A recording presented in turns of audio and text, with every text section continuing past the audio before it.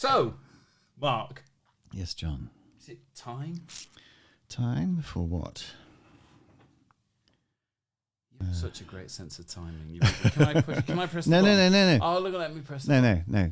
Just a minute. Okay, just got one thing to do first. We will make America great again.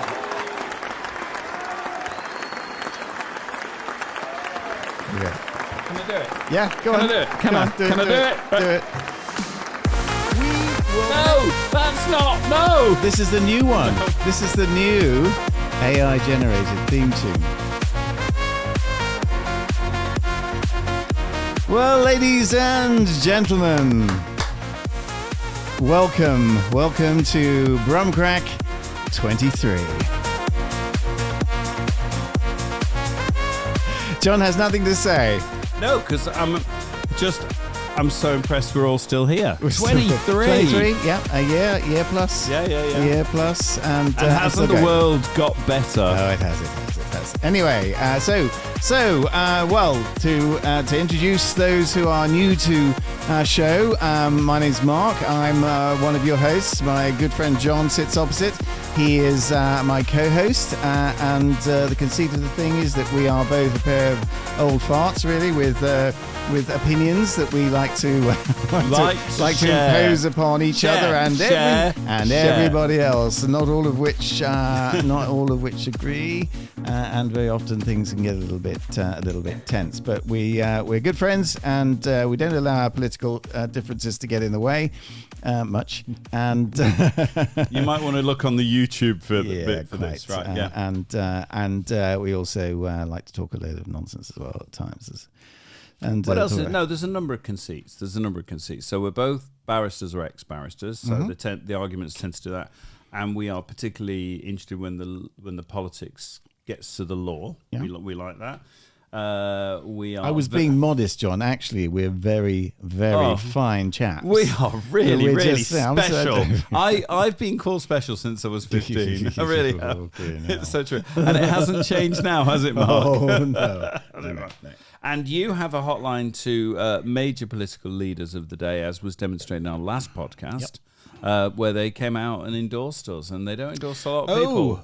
Have you got any of that? I think we need to be that reminded. That is well worth doing. I think we need to be reminded of one of the most significant celebrity endorsements we've had. I think Brumcrack, listen, folks, you got to hear about this. It's a really great show. Really great. You got to go listen to it, okay? It's called Brumcrack. Comes straight from Birmingham, England. Really, really great. It's got two hosts. Marky's a terrific guy, smart, big supporter, loves America, probably one of the best.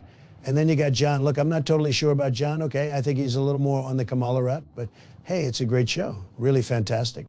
Yeah, I'm not sure about John. There you go. Anyway, we got some allies of the Donald. So I came across this podcast, Brumcrack. It's actually pretty awesome.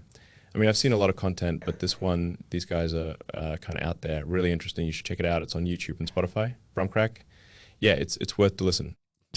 So to put this in context, this was your victory lap last time. After we got the election results. And thank God we've now seen what this new government's going to look like, because he's obviously appointed all the people who've been up for sexual offences but are able to hide the evidence now, Matt Gaetz. So I'm just really pleased. And where's the process with Matt Gaetz? Well, we'll see, Mark. But no, the president, Matt Gaetz has taken himself out of the race. Oh, do you think he's done that, or do you think he got pushed because they were about to release the You don't mind sexual assault of minors because you think that's perfectly acceptable. This was years ago. He was investigated. And they were going to do the report, which he couldn't do. Anyway, moving on. We'll get back there. We are coming back to that. You are not getting off the hook on that. But some more. I want more sounds and sounds. Otherwise, I'll just start hitting buttons randomly. Come on, you're the expert. Right, we've got. Hang on. And we are getting our old logo back. Is blooming great. Oh yeah, so other conceits. So we're based. The crack is back. Very good. Okay. So other conceits. Yes. Again, mostly for people who haven't heard us before. So we're based in Birmingham, in the heart of England, UK. We have an international... I think the capital of England, in the same way that Washington is the federal capital of the United States, England should the English capital should be Birmingham, and the capital of the United Kingdom can be London. Right.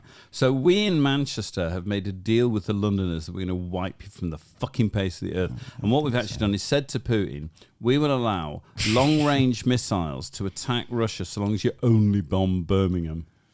Well, you live here. Because no one will notice it. You live here. Your wife lives here. No, but you brought out the... Your wife's family is here. I am not... I made no reference to Manchester whatsoever. I know, but I'm not going on radio and agreeing that Birmingham is the capital of shit. Oh, okay. Quite. Right. Yes, so, anyway. what are we on to next? So, well, we just... I mean, there's a few things following on from Trump's election. Right. You made some remarks. I was quite interested because most of your friends are lefties. Generally true. Yeah, generally speaking, true, yeah. And I have to say, because that's because they're nice people. A lot of my friends are lefties as well. Name one. Name one. Well, you. I don't know.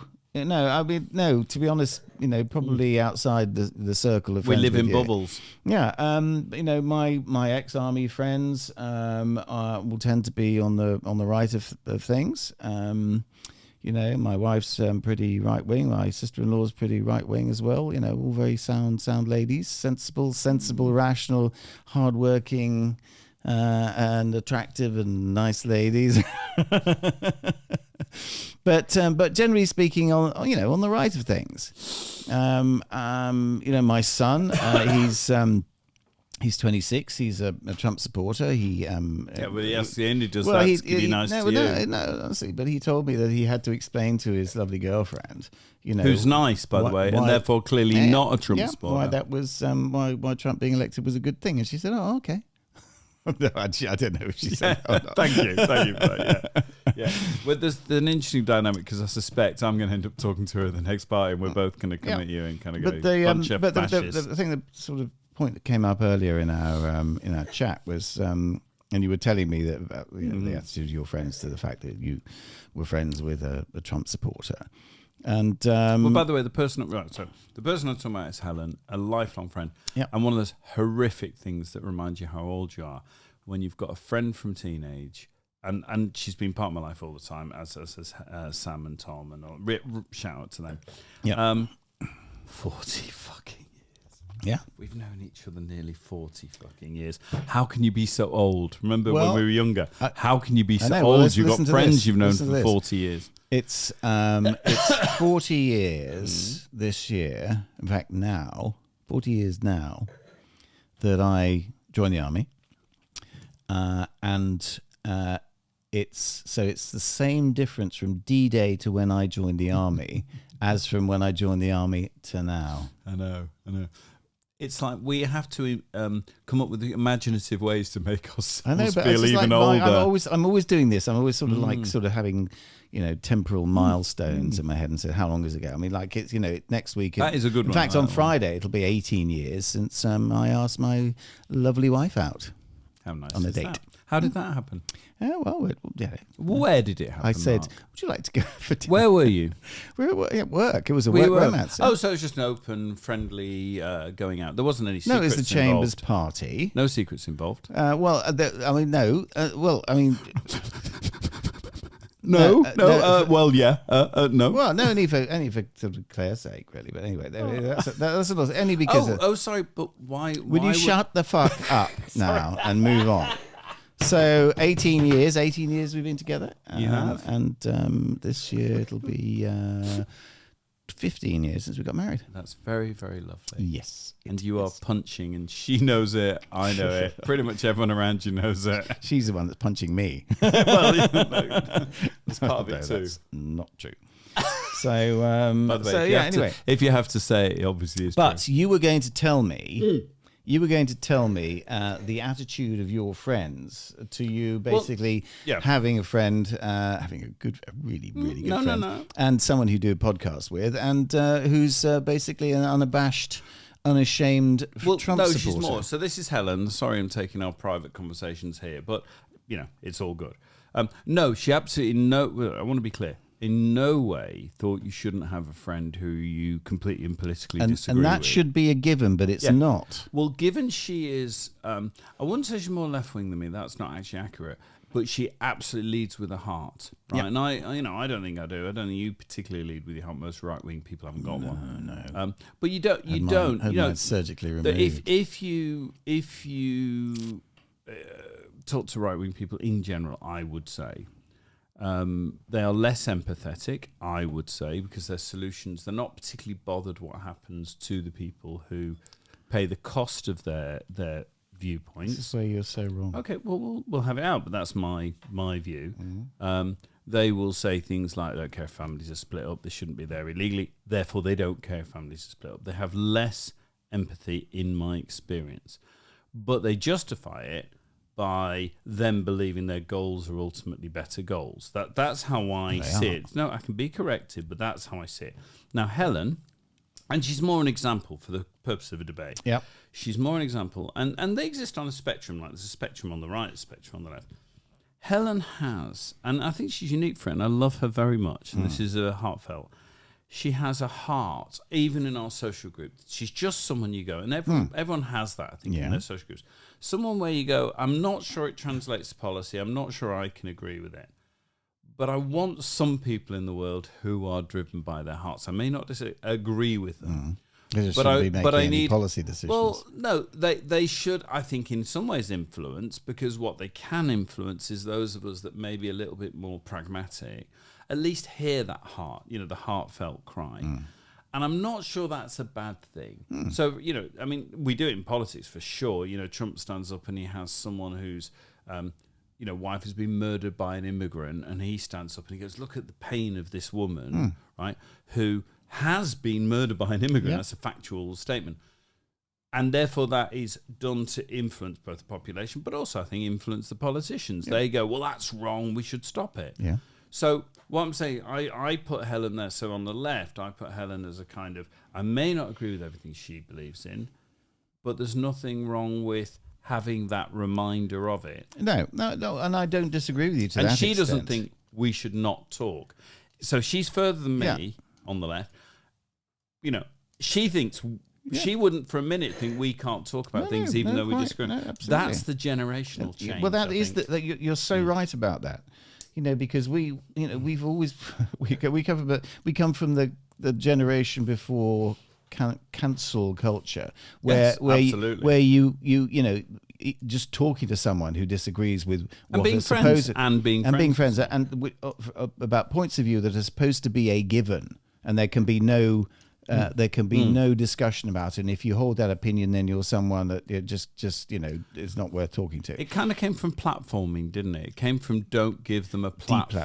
Deplatforming, Well, don't give them a platform. Yeah. The problem is there is a logic. But there is a logic.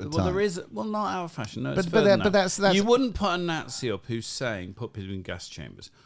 Would you?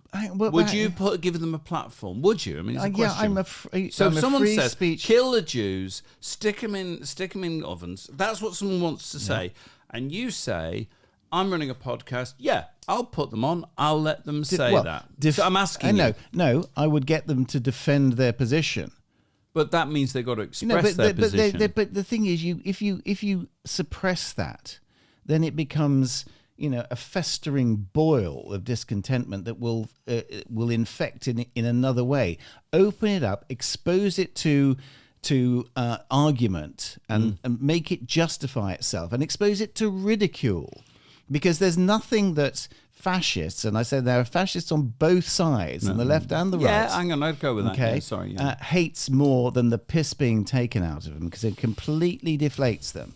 Okay, so what I say is, say what the hell you like, but open yourself up for criticism and ridicule. So basically, if I'm understanding what you're saying right, you would agree that what I would consider and the law would consider hate speech is perfectly legitimate. Speech. Hang on, is perfectly legitimate to spread and promote. So, for instance, someone comes on this show and says, I like raping women. That's what I like to do. And you would say, we should have this person explain why he enjoys raping women. We should ask him questions that let him express it properly. Well, and at the end of it, we should say, but we disagree. There's a few questions there. Yeah. Okay. If you say, I like raping, well, have you ever raped any? Yes. Okay. Off to jail. Go on, okay. carry on. If you say, well, no, I haven't actually. Well, what are you talking about? But I'd encourage others to. Yeah, I know, but the thing is, I'm asking you the question. I mean, yes. But you would allow you're that. You're taking things to. Yes, of course I would. You would. No, it's not. Of course I would. I want to be clear. I want to be clear. You should be able to be a dick. That's not a dick. You should be able to be a dick. Look, if I'm saying, if I were to say, So paedophile then. What? Same thing, a paedophile. If a paedophile came on and explained why they enjoyed having sex with children, you would say if they should be allowed to say it. All right, well, hang on. That's actually quite a good example. Okay, right. Because firstly, if a paedophile comes on and says, oh, I know, I've had sex with children and I enjoy it. Okay, well then off to jail again. What if they don't say that? What if they say, I like it and I would... and I would suggest it's a really good thing, don't you think, but are not an admission of guilt in the court, therefore they don't go to jail. But what they do is they signal out to every other paedophile that what they're doing is normal. But by just exposing it to the light, you're not signifying it's normal. You're signifying most people would hear that person. They're not going to say, "Oh, because he's on the radio, whatever. That must be normal, so we can all go and do it." No, people are going to look at him and say, "You complete fucking pervert." But what is useful from that sort of thing is you kind of start to get an insight into the type of people that do it and why they do it. And it helps to recognize people who might be prone to do it. The thing is, I don't think there's any merit in excluding things like that. So you genuinely would have a paedophile on this show? Not on this show. No, but hang on. Well, no, because we deal with politics, we deal with morals, we deal with lots of things. Why not? Let's say you've got somebody like Jordan Peterson. Exactly, that's where I'm going. And Joe Rogan. And they, they had someone who was a self-confessed paedophile, maybe who'd even been to prison. And so Paid on, his saying, look, okay, look, I just get it. I can't help the way I am, but this is the root of it. This is why I am. This is what to look out for. And and I accept all your condemnation and all that sort of stuff. But and I've controlled it. But if you're a paedophile that doesn't abuse children is not a criminal. No, I know, and we're slipping into this, and that's fine. But I'm disagreeing. So I just really want to see where we disagree. So your position is absolute. In other words, your position is absolutely like Elon Musk. Everybody should be allowed to say anything they want. They're allowed to incite hatred. They're allowed. Well, yeah, it depends what you. Kill the Jews. Let's go for kill the Jews. Someone has the genuine belief that all Jews should be killed, and you're There's a difference between saying kill the Jews and kill that Jew. Is there? Yes, there is. Well, if someone says kill the Jews, look, and people agree with him, they're going to kill that Jew over there. The Jews, well, no, kill the Palestinians. So what's your view on it? Kill the Irish. So what's your view on it? I'm asking you as an absolutist. Listen, I get it's a grey area, and I understand why it may be legislated against. But yes, ultimately, my position is you should be able to say anything. Okay, so let's take this then. And you should be open to public ridicule and criticism. But as an interviewer, and to take the consequences. If people think, right, he's a cock, and I'm not having anything to do with him, and if I'm his landlord, I don't want him living in my house. Or anyone who promotes his views. Yeah, exactly. By for instance, being on a podcast. But including ostracization. Yes, but including us putting him on. These are the things that should, and we're going to come on to this. That's good, this is, it should not be a criminal offence to be an arsehole. It's not. It's a criminal. I mean, that's now law, and we were talking morals, and I completely disagree with you. I think you're utterly wrong. Because because the law, I think, reflects what most people think is right, which is there is free speech, and I'm an advocate of free speech. Hold on, but the law has worked out where that line is, and the line is you're allowed to believe. Wait, you can then disagree with the law, but the law is clear. I mean, I've defended it. I've done it. Right. The law is clear. You are entitled to have any opinion you want. Yep. There is no mind crime. Right? You're allowed to have any opinion you want. But what you're not allowed to do, and it's again the classic legal thing of balancing rights, you are not allowed to make citizens of the country feel under threat and under threat of violence. You're not allowed to. So as you just said, kill the Jews. And by the context, for anyone who hasn't been with us that long, my late wife Lindy was Jewish, and Mark knows this, and I don't mind that. We discuss everything. That's not a play. It's just context. And my mother-in-law, who's 96, is Jewish, and a lot of people I know are Jewish. If someone says kill the Jews, and people listen to it and think it's normalised, someone will go and kill the Jews. Will go and kill a particular Jew. So idiot will always do it. No, not idiot. Okay. Someone who just agrees with that philosophy. I get now, your point. the law is clear, and I'm just doing it more so we can debate the law. The law is clear because you have to go in front of a court and you've got to convince a jury, and the jury will be told the law is, and they will either find that person guilty or not by the law. And the law is you cannot incite violence against other citizens. I know that's the law. No, it is, and you're saying the law's wrong, and you want to get rid of it. No, listen, just listen to what I'm saying. Don't tell me what I'm saying. I was taking it from what you said. Listen to what I'm saying. Okay. As soon as you start drawing any lines, and I get it, I get the whole thing. I get the whole thing about, incitement to violence and all that sort of stuff. I get it. But the problem is with this, is that as soon as you start making an objective decision, or trying to make an objective decision as to what is right and what is wrong, you're putting into that equation a human decision with all the things that go with it. When you say the law is the law, it's plainly wrong, because we now have the situation, and again, this is something that we were going to discuss later, where you don't even have to incite violence to have the police knocking at your door.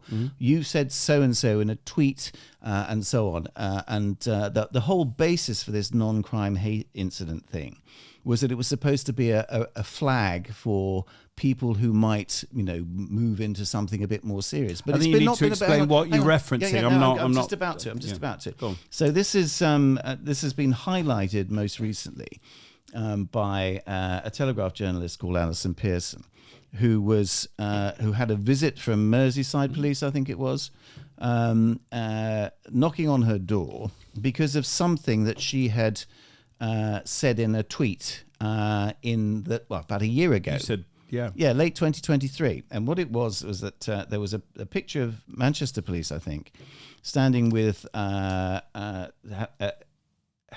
some protesters, some Pakistani protesters who had the flag of a controversial and some say terrorist party. And they were, these police were posing. And what she had tweeted with this picture was Jew haters. Okay. So nearly a year later, she gets a visit from the police, and she's not initially told what the tweet was or what it was said or who'd complained or anything like that. Okay, and she was asked to come down to be interviewed voluntarily because they couldn't arrest her because it's a non-crime thing. But the police have this non-crime hate incident thing which is recorded and it's supposed to be a bit of a red flag. The trouble is though, that can be used for whatever purposes. Now, I have a firearms license, for instance. So if I were to go and put something on a tweet, okay, that somebody complained about, that would be considered when I come to reapply for my firearms license, which is wholly wrong. So, let me finish.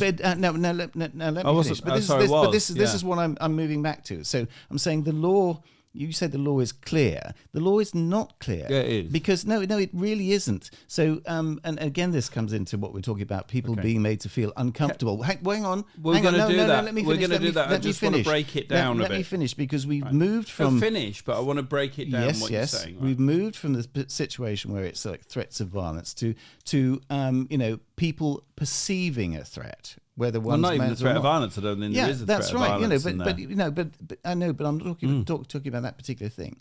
But we're getting to the point where somebody says something and somebody perceives that they're threatened by that, or uncomfortable. Yeah, or uncomfortable. We've moved. It's the goalposts move as to what is actionable legally. As soon as you start interjecting any legal definitions or attempt to set an objective standard, and that's why the only true safe position is free speech absolutism, where the person who makes the dick comment gets told they're a dick and takes the consequences. Okay.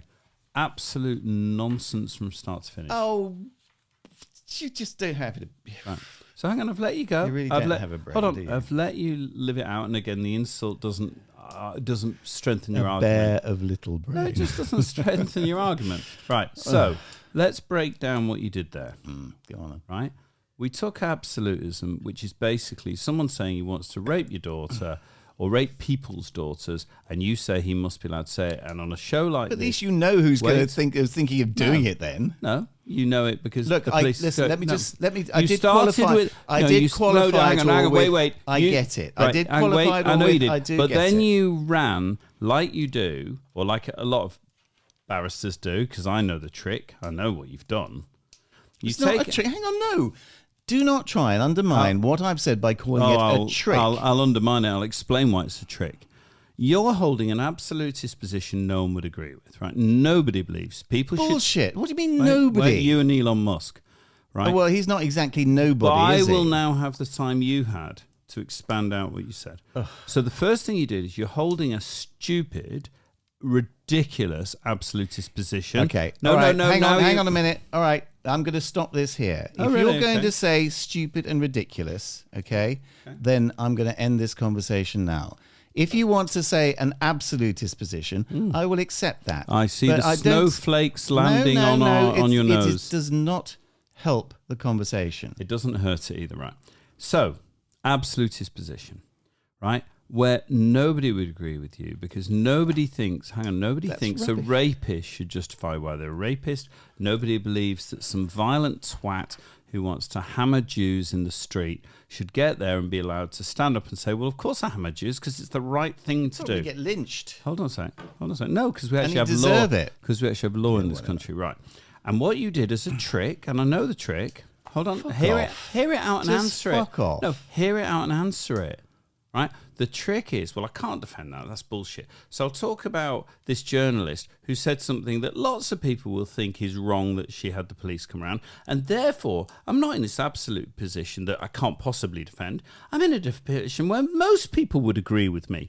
And that is a rhetorical barrister trick because I've done it. It's not a trick, but it's rational. It's totally rational. Oh, That's come for on. the people listening to decide. I'm going to go back Argue to the the absolutist. point rather than trying to undermine it by saying it's a trick. Well, anyway. Argue against Hold on. what I've said. I got the opportunity to explain what you did because what you did is a very obvious thing. But I've it doesn't done it, make we know it wrong, though, does it? Still makes it doesn't it a make trick. the argument wrong. Right. So back to so putting an effective argument is now No, a trick, absolutely is it? not. It's moving off what you were actually advocating. So I just No, want to be clear. all right, no. If you're going to say that, No, 'cause let you me keep clarify my interrupting point. me. My point is simply this: Right. that the moment you move away from an absolutist position, it can be moved by anybody who wants to, for their own reasons, further and further away from that position, and to encompass political opinions and so on and so forth by this supposed offence that people take now. By comments that were perfectly acceptable 10 years ago. So society can't cope with anything other than absolutism.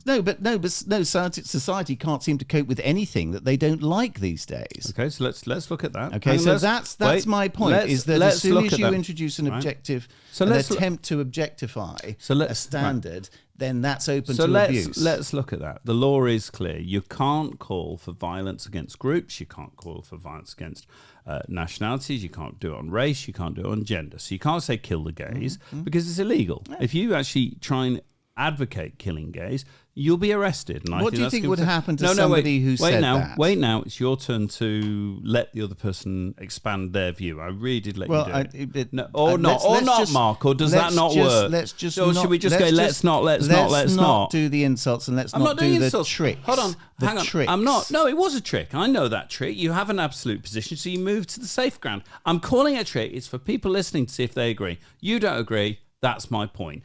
People accept Well, it you're or not. trying to undermine an argument by calling it a trick. And that's a trick. Okay, right. So, absolutism, right? You are not allowed to do these things by law. You say, if I'm understanding you right, and this is where I will check in with you, Right? You say, oh my God, if you stop absolute, if you don't let the rapists say it's a good idea and the murderers say it's good, and the anti-Semites who want to kill Jews say, if you're going to stop that, oh my God, society collapses, because then it has no idea. I didn't say society collapses. Hold on. It has when no. When did I say society collapses? Mark, let me come on. Give me a bit of space. Well, don't put words into my mouth. I'm not going to do it. Don't put words into my do what mouth you do. that I haven't said. If I'm not allowed to expand an argument because you have to stop it because you've got a silly argument, then keep doing it. Into my mouth. I will say, Mark, what I'm taking from your words. You get an opportunity Did to I say disagree with me. Well, collapse? we're locked, Mark. You keep interrupting. You don't let me actually speak. You don't like it when it happens to you. Well, where do we go? Do I get a chance to come back at what you said or not? If you promise not to do it to me, I won't do it to you. Right. So, I mean, it's really hard to Let's remove the pejoratives. Well, it's really hard to think if you keep coming in. So how about you go, I get 30 seconds or a minute to lay out my argument out, and then you go. I get that. So it's just a bit frustrating and it wastes time. But you don't. No, we're not actually talking about anything anyone can actually hear because we're doing that. And we're doing that because you keep interrupting. So how about not interrupting? Let me get it out and then you can disagree with it if you want. But no pejoratives and no tricks. No, you don't tell me what I can do because you do stuff. You spend loads of time going, oh, you stupid lefty. You just did it. I didn't do it. You did loads of that just now. Oh, your brain or whatever. You do it, Mark, all the time. Brain. Right. So don't be hypocritical. I apologise for that. No, I don't mind that kind of thing because that's banter. But you don't then just interrupt me and stop me talking. It's just crap. Let me do it. Right. And all your rules about pejoratives. When you've done that to me on repeated occasions before. Right. So you've got what I call an extreme position, and you'd say absolutist. So I don't think we even disagree on that. When I say extreme, you say absolutist, right? And you suggest that you must have this freedom to allow people to voice, kill black people, kill Jews, rape women, whatever, paedophiles, fuck children. You say if we do if we do anything other than let them speak in free speech, we can't have any limits on free speech because the moment you do, you end up with ridiculous outcomes. So I just want to hold you up on that. If you do those things, it's against the law, right? If, however, you say, what's the journalist's name? Alison Pearson. If you say something like Alison Pearson said, right, on this spectrum, and she had this picture, and she as you say, an ex, and she put it up, and she criticised the police effectively for being with these people, and these people had a flag that she said that party has views that include presumably anti-Semitic views, Palestinian or whatever it was, right? And she went Jew haters, right? And she was visited by the police, and we can have that debate in 1 minute, and I think we should, right? Was she, these are the questions, was she arrested? Yes or no? No. Right. Because you can't arrest somebody for not crime, you already said non-crime. that. You always said that, but she wasn't arrested. She was invited for interview. I know, I get that. She wasn't arrested, right? So you arrest people who advocate violence, but you didn't arrest her. So the system seems to see that distinction. Was she prosecuted for anything? No. Right. Have they dropped the case? Yes. Right. So I want to limit that because we will talk about it. Sorry, Mark. I will. I'm not trying to stop you because we agree in, yes. But I'm not trying to stop you.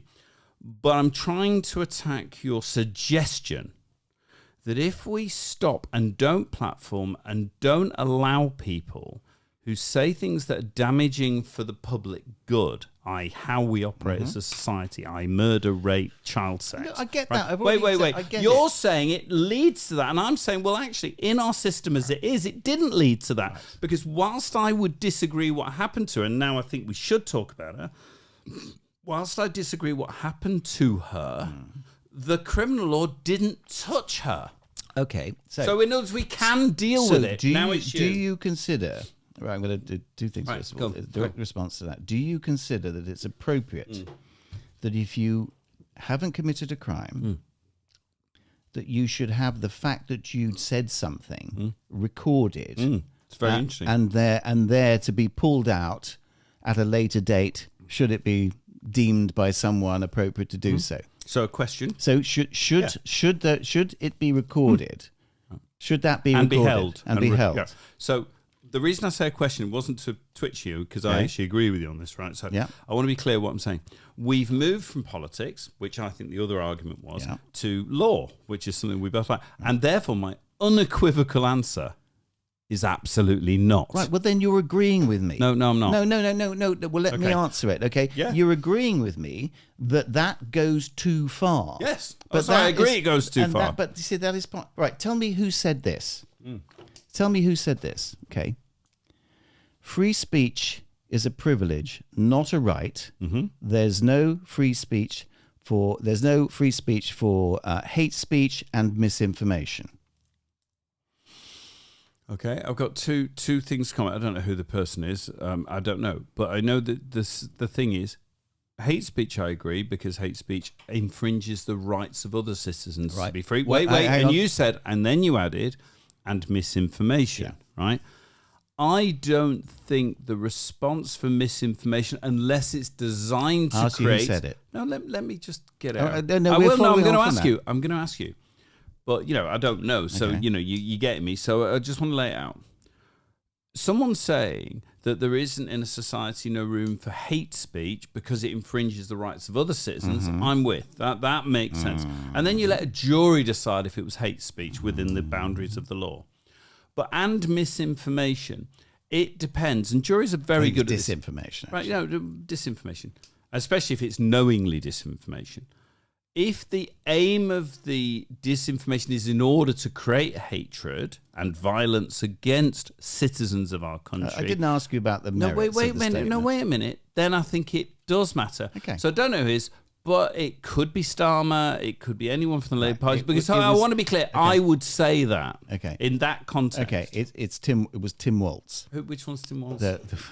No, American. Is it the American? Democratic vice presidential candidate. No. I agree. Okay, all right. So I would agree with that. Right, well, up to the but point. You don't even know what you're agreeing. So what's hate speech? Hate speech exists in law. We can go and look it up. No, what's the legal definition of hate speech? Well, you tell me. No, you tell me. There isn't one. Okay, what is the law? I don't disagree. Right. Hang on. Right, you can have people say hate speech. I'm speaking now. You tell me who. No, the problem is. I agree. There isn't a hate speech in law. So is hate speech like that trans person looks ridiculous wearing that bra? Is that hate speech? And you know what? When you bring the law involved, people actually do look at the definitions, and I'm going to come and look. Right. Any crime, I mean, literally, that's how long I've had on the internet. But no, it's interesting. Crown Prosecution Service have it. Hate crime. Any crime can be prosecuted as a hate crime if the offender has either, and therefore we know about laws. Hate speech. But hate crime. No. I'm asking you about hate speech. That could, because those were the words used by Tim Walz in that statement. Okay, hate speech. A hate speech is a word that is used frequently. What is hate speech? Is saying that trans person shouldn't be allowed to play women's football, is that hate speech? Because people say it is. Well, why do you need the question? All right, let's take a spectrum, right? No, but let's kill.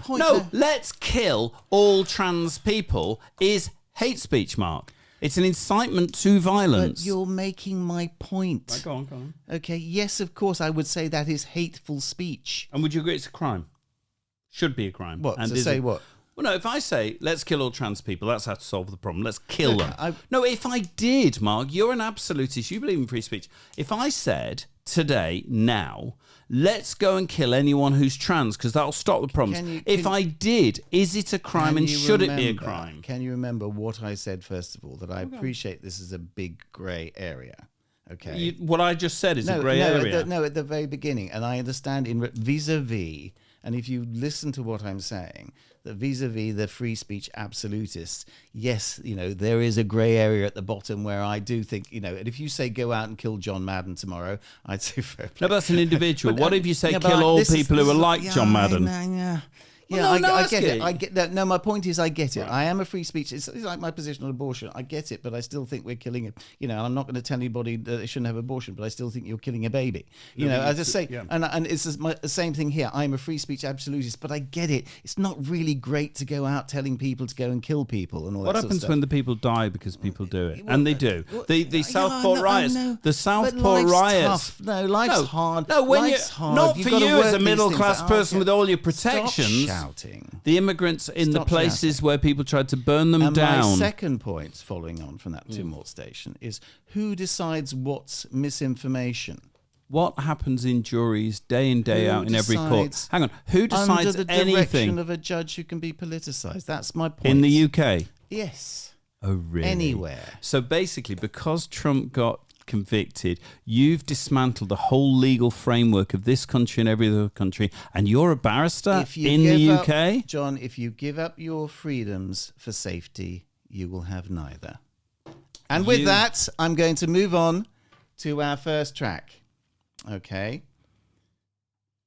Unbelievable. Well, you are unbelievable. You only think on one level. You can't think beyond, the I don't love Trump enough to destroy the whole law just to save his ass. You just parrot Republican bullshit. Lawfare.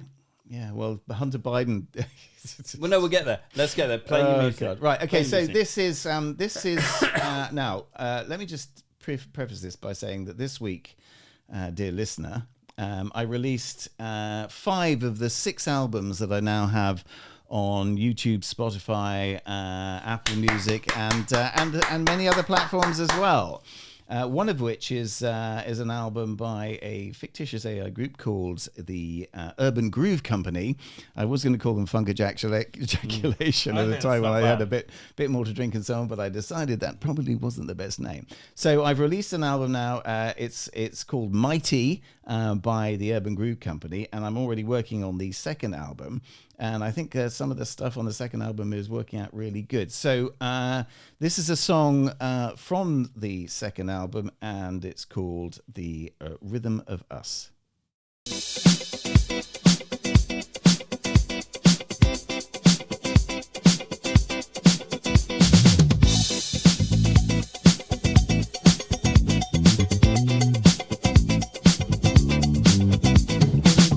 The way you move me, it's like a dream come true. Effortless beauty, you know it's you. With every whisper, you make my soul ignite. In every moment, you bring the stars to light.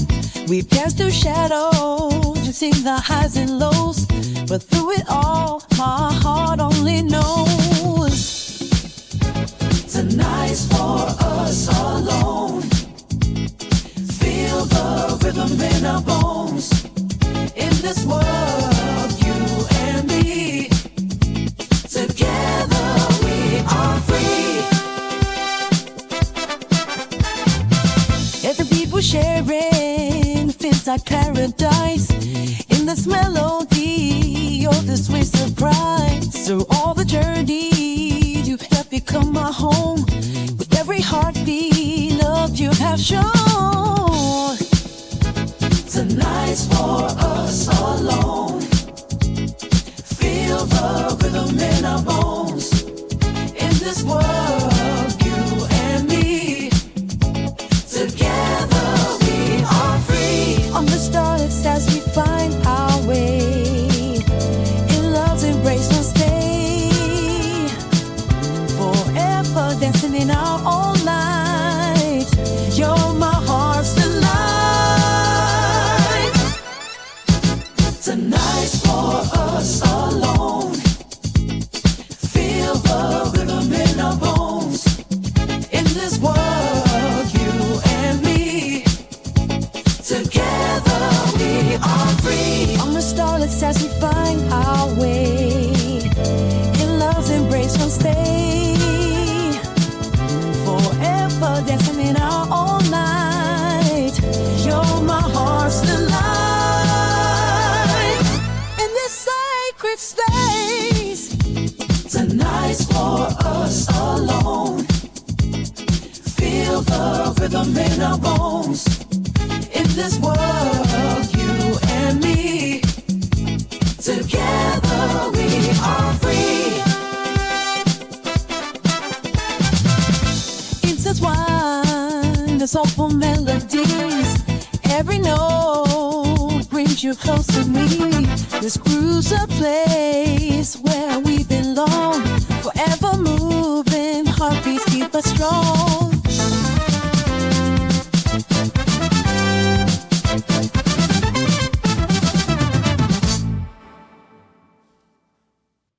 That's really cool. Yeah, bloody listening. That's the Rhythm of Us by the Urban Groove Company. So I think you've got something now you want to drag out. I mean, ordinarily we'd chat about the AI, and we will later on when we get to the next one, right? Because I did actually hear it, but it's interesting, and as I say, I personally believe that you are being led into more extreme positions by a very well-funded Republican right-wing rubbish.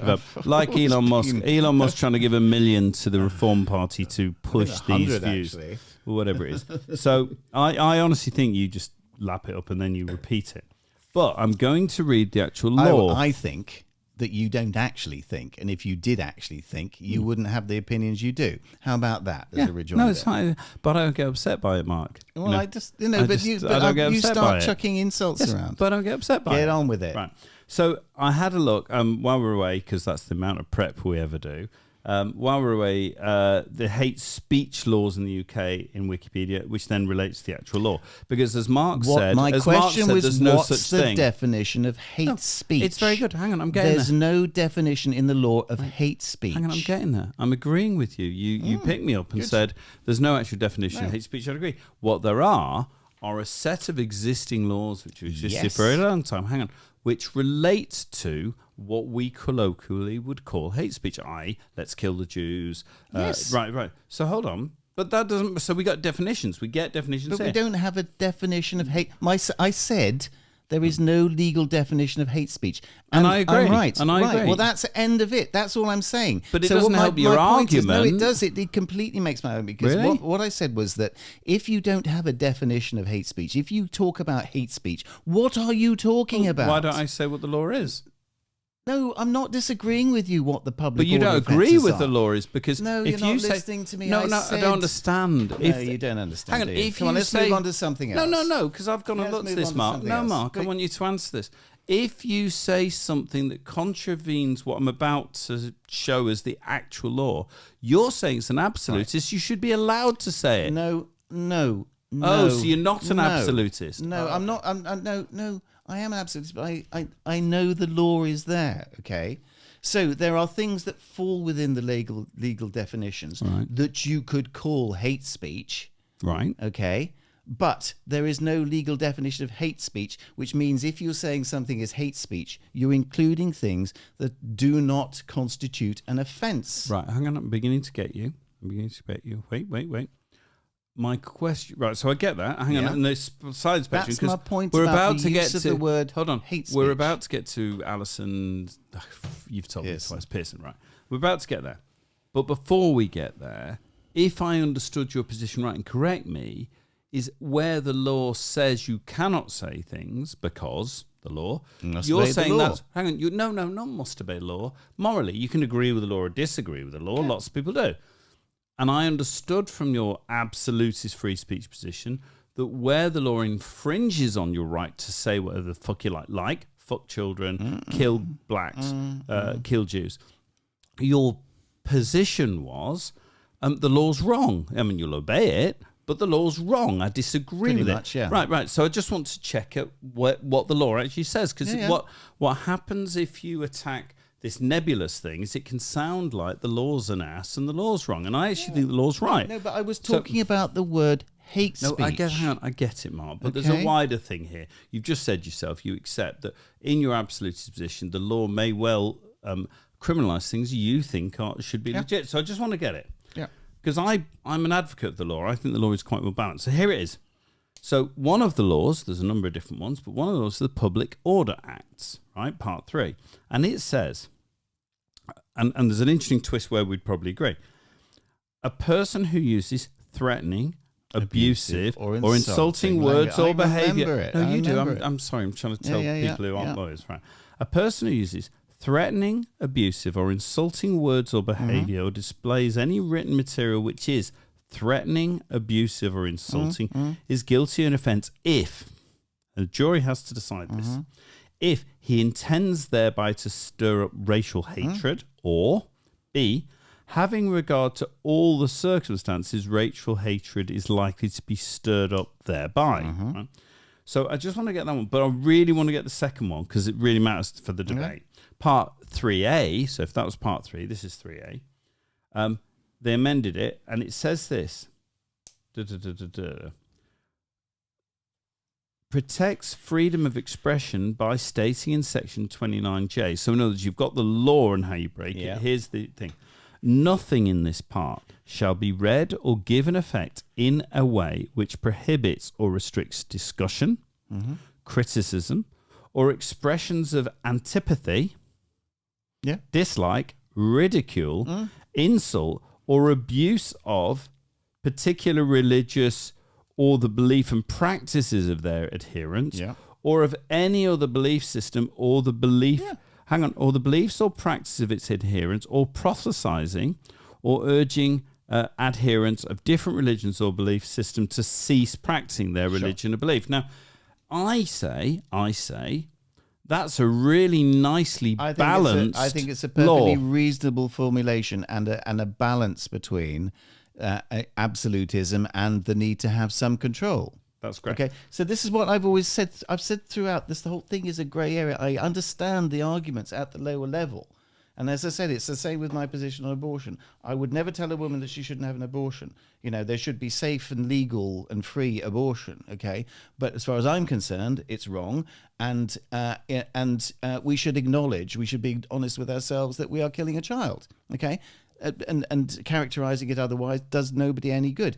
The same with the law. I am a free speech absolutist, okay? But I get it. Practically speaking, you know, on a day-to-day basis, there has to be some sort of checks and balances. And I've not argued against that. Right. My whole point was the use of the words like hate speech and so on, which have no legal definition, allow those things to be abused then to vilify people who have done nothing wrong other than express an opinion that somebody has deemed to be unacceptable in that particular political climate. Give me a moment, because we'll talk about the particular climate in a minute, right? Okay. So can I, because what I don't get, and I want to ask you, I want to put you on the line, do you agree that law is a correct law and a good balance? I think it's a fair expression of the law, as I think practically speaking it should. Would you wish to overturn that law? To absolutism. You can say anything you want. If you had the choice, you're a voter. Right. Hang on,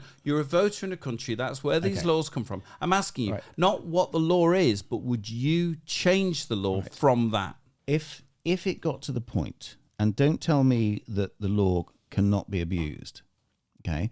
If it came to the point where that law was being abused and somebody was trying to interpret that in a way that suited them or vilified a certain political class, religious class or anything, then it would be called into disrepute and it would be wrong.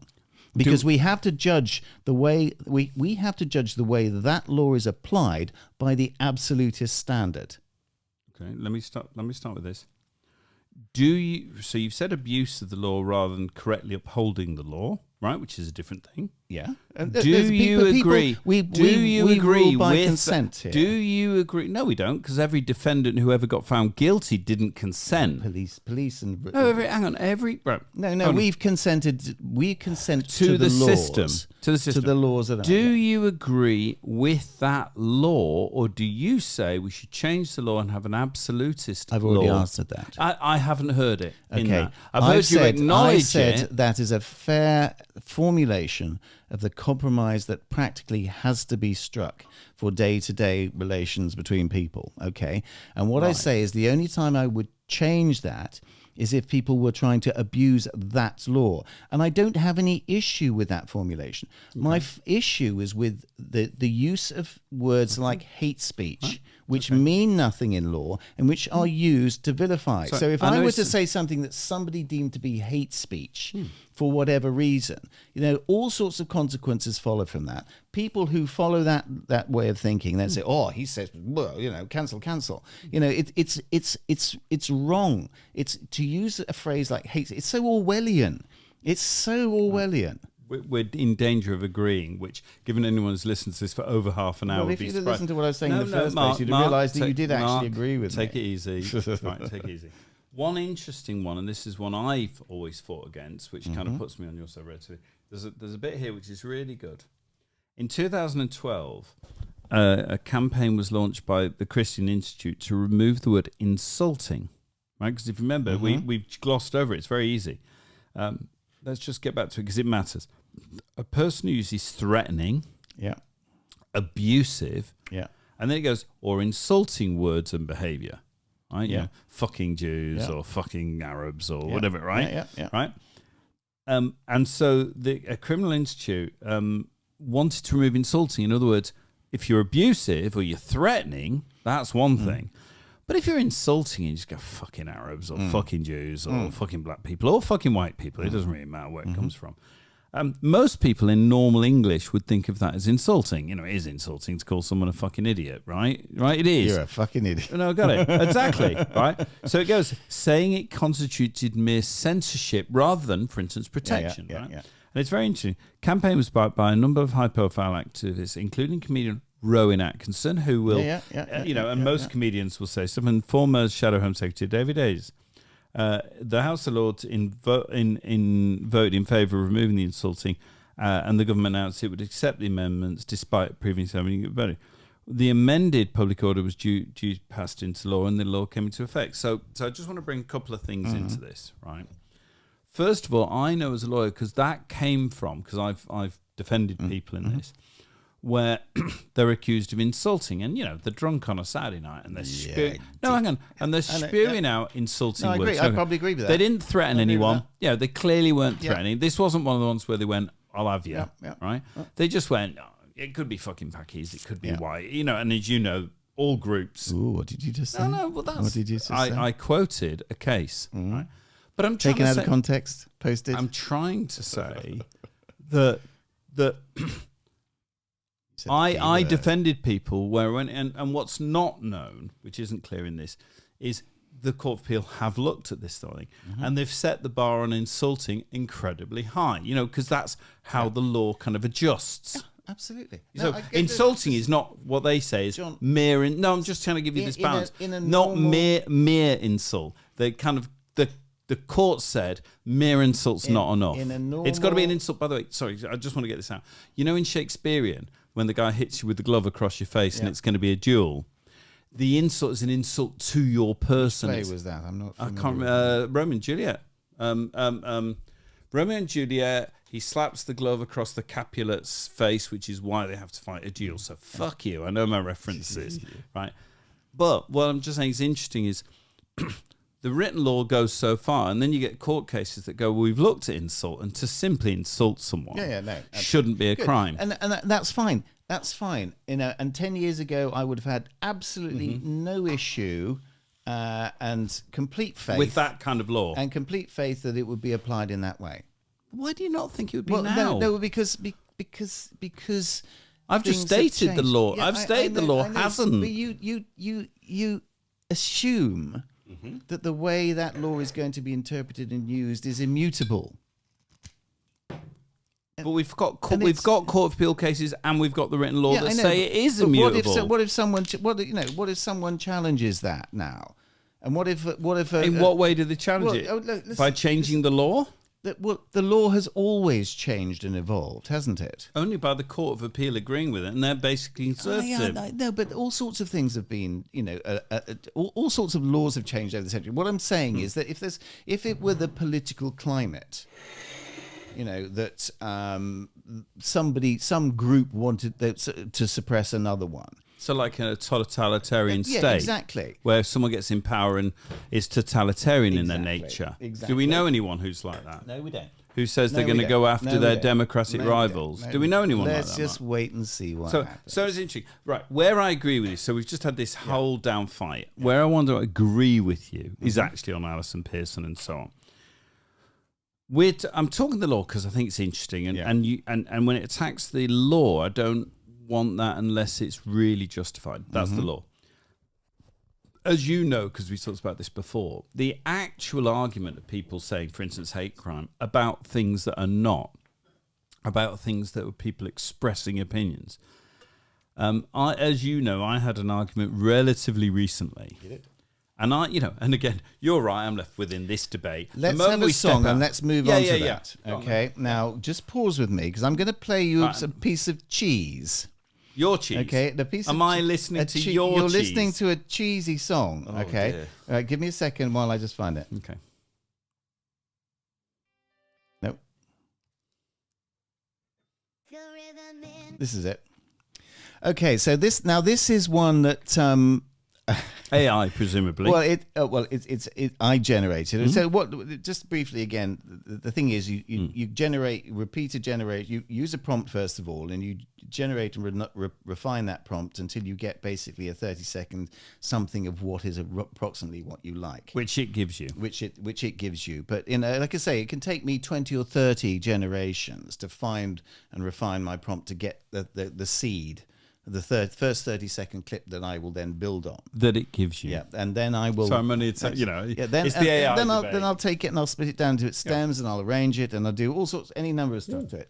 I won't bore you with that. But anyway, so little things comes out. Sometimes stuff comes out that is cheesy, but is actually really nice. And this would be like, I kind of see this like as a sort of summer club hit from the 80s or something like this. Which is, by the way, the reason you're thinking that is some band came up with something cheesy and a thing. And then ran with it. No. I know. It's not the Birdie song, but there we go. No. The Birdie song could have made you rich and still can. Pension, yeah. Anyway, the random title generated for this was Infinite Rhythm, and I always make my own titles for those. But anyway, I like you. By the way, we were talking about what was the one going to be called, the original? Which I thought Funk was great. Ejaculation. Funk Ejaculation. You have made a huge error on that one, because I would definitely name a band. Tell me what you think of this cheese. Go on.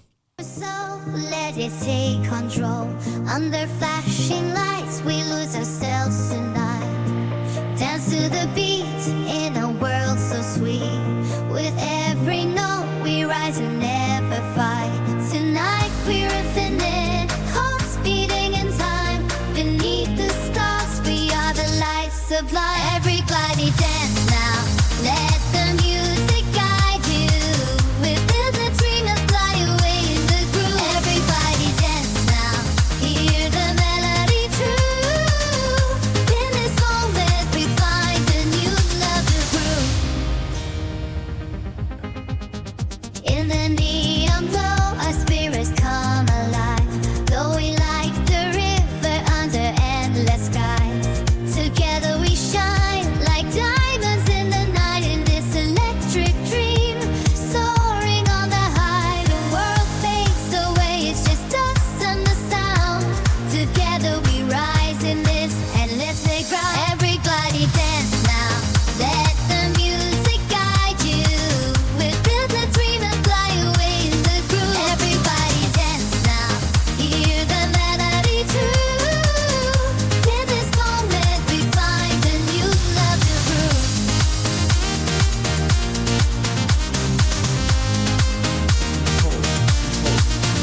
Let the rhythm take. Just for a sec, I've just asked you to pause because there's a lot that's really, really good, and I can't help it. If you lose the first verse, just don't have it. Have a musical intro. No, hang on. Lose the first verse. The chorus is great.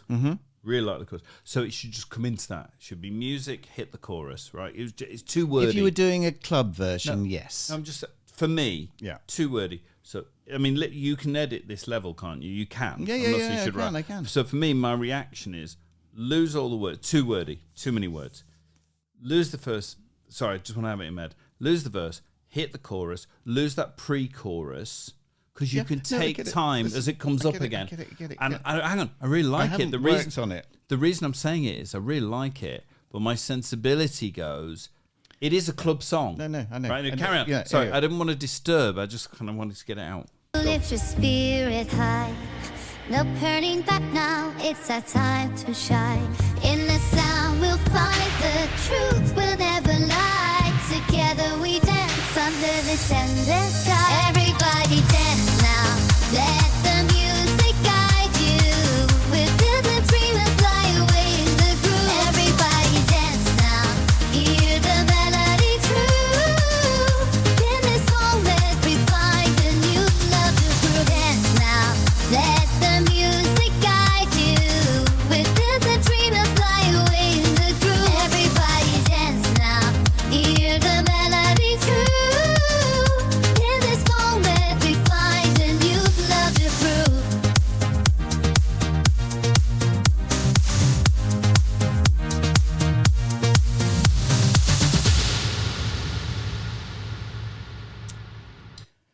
wouldn't normally stop you in a track. No. But I really like the chorus so much. I wanted to say I haven't got that in its bare form. But I Is haven't. that one you can stem and for instance, could you chop the lyrics out of bits? Yeah. Yeah, I but think what I'm aiming to be doing with stuff like that, with more the this isn't on one of your albums yet. No, is it's it? not. No, it's not. I haven't got any real thing to put it into yet. But what with something like that, I would do two versions. I'd do like a radio edit and a club version. I even think on a radio edit, its style is less lyrical. Yes, you're preaching to the choir. Yeah, you're preaching to the choir. Well, that's all I was saying. Is it's got not as many lyrics as a kind of indie track or whatever. Preaching to the choir. Yeah, no, I get you. That's all. That's just my response to it. You know. Right, and I've got another one actually that's in this same category. That's really, really. Well, I like the quirkiness. I mean, the vocal order and her voice. Yeah. Who's the singer who it was stolen from? Cyndi Lauper. It's a Cyndi Lauper song. You know that general style of vocoded, Minnie Mousey style. No, I get it. Good. I wonder if she's heard it. Yeah, well, there's plenty of people that say like that. No, no. So, anyway. By the way, not 63-year-old men. I'm gonna venture. Yeah, well, somebody might, because I have a. Have you seen the publicity photograph for the Urban Groove Company? Is that yours? Yeah. Yeah, no, sorry, I haven't. No, you haven't. No, but hang on. Hold on. You haven't seen a damn thing. Mark, not true. Code 2. Code K. I quite Code fancy. K. It's not Code 2. Even. Didn't you say... But isn't the track Code 2 or something? I've seen Code 2. No, Code K is the group. Yeah, but Code 2? Code K, Volume 1 and Volume 2. So I have seen Code K so 2. This is the Urban Groove Company. Can I just check before I look? By the way, on YouTube, on Spotify, sorry, on Spotify. Well, I'm saying our thing. Apple I just hit you it. can see the photograph. She's not. He's playing. She's quite revealing. He's playing. You're playing it now. Right, I'll start it. Playing the album. Right, hang on. So, so you designed this? Yes, that's an AI photograph. You chose what she'd wear. Well, no. I mean, I generated several, and I chose one that I thought fitted with my vision. So you chose her hair. And you approved her hair, and you approved her look, and you approved what she was wearing. What's to disapprove of? Absolutely nothing. Yeah, quite. Exactly. Bit creepy, though. It's not. What is creepy about that? We've got a very attractive lady standing in the foreground over a keyboard, and we've got 5 guys behind her who are the musicians. Hang on, I am taking the piss because it's perfectly good album cover. Hold on. If only it was real, Mark. So it is real? By the way, it's not real. It's a lot hang on of things. A minute. Hang on a minute. Does she exist? Hang on a minute. No. Has she ever existed? What exists is the concept. The whole concept is the fictitious group and the music. Right. That's the context. Mark, you know I attack. Hold on. You know I attack. Do I think you are being creative in what you're doing? Absolutely. I really do. Thank you, John. No, but I've said it loads of times. No, I mean, any musician is going to look at that and go, we see where it's creative, and it is. Yeah. Is it the same as going and doing it yourself? Absolutely not. Is it possibly better? Well, it's better than an awful lot of people do it. In terms of the final product, I'm with you. This is the dilemma. The dilemma is... Let me tell you something. That since I've been doing this, I've listened almost exclusively to my own music, because if I listen to so-called real music, I find it a little bit lacking, to be honest. Oh, I get that. Honestly, I do. It's a bit like having sex with another person. It's not quite as good as doing it on your own, is it? No, when you do it on your own. When you do it on your own, you can kind of really control what's going on. You may feel that way. I don't. Really? But I notice you're catching the analogy pretty well. Good. Well, it's a fairly... Right, it's not exactly a subtle one. It wasn't subtle, no. Good. But anyway, so where were we? We're going back. We're actually on Alison Pearson. We're actually just... I know we've extended this quite a long time. Well, we were moving on to the conversation you'd had with the youngsters and so on and so forth. Right. And this came up in the context... No, it's in that context. This came up in the context of the MasterChef and other daytime TV sort of low-rent flipping and his name? things. Greg Wallace. Thank you. Because that saves me having to remember it. Right. So what I wanted to go across was this. We have an argument about absolutism, and we disagree. But do I think a vague term like you're right wing to most people, like hate speech, No, not to most people. To most people, not. But again, there may well be a generational difference here. You know, I'm talking to Helen, who is, you know, left more than me because of the heart thing, right? Her heart. But she would never, for instance, say I can't be friends with someone who completely disagrees. She'd say she'd find it difficult what you say, and she'd find it probably more difficult than me because my pragmatism and, frankly, middle centre left makes it easier for us to go, well, disagree with that. The thing with me, I'm not actually really very agreeable with people. No, but I don't mind upsetting people actually, with my hold on. No, but actually, like me, in a way, we've both learned to not have them come after us with forks and pitchforks. So we do enough to get by. Yeah. Which is why, actually, I got it, you know, in that sense, got it wrong. I don't think I got anything wrong. But the no, in this particular case. Greg Wallace, right? Let's get into him. He give the background. Right, the simple background is he's the guy who fronted MasterChef and various others. He's very humorous. He's very witty. He's a very good presenter. A bit of a twat, but I think he's a bit of a twat too. To be a twat. But the point is, it's popular TV and whatever. But it's a bit cheeky. It's a bit wah, right? And he's done it for seasons. For seasons. Yeah. And thousands of contestants have gone through, including Celebrity MasterChef. And then in the last 2 weeks, he's become the new cultural icon for cancel culture. For cancel culture, which is basically stepped aside. He stepped aside because obviously people at the BBC, one assumes, got him into a HR meeting and went, these allegations have been made. We have to investigate them. But while we investigate that actually them, happened years ago, first of all. Right. But anyway, whatever happened, but it was worth a lot of money then. It's not quite so popular.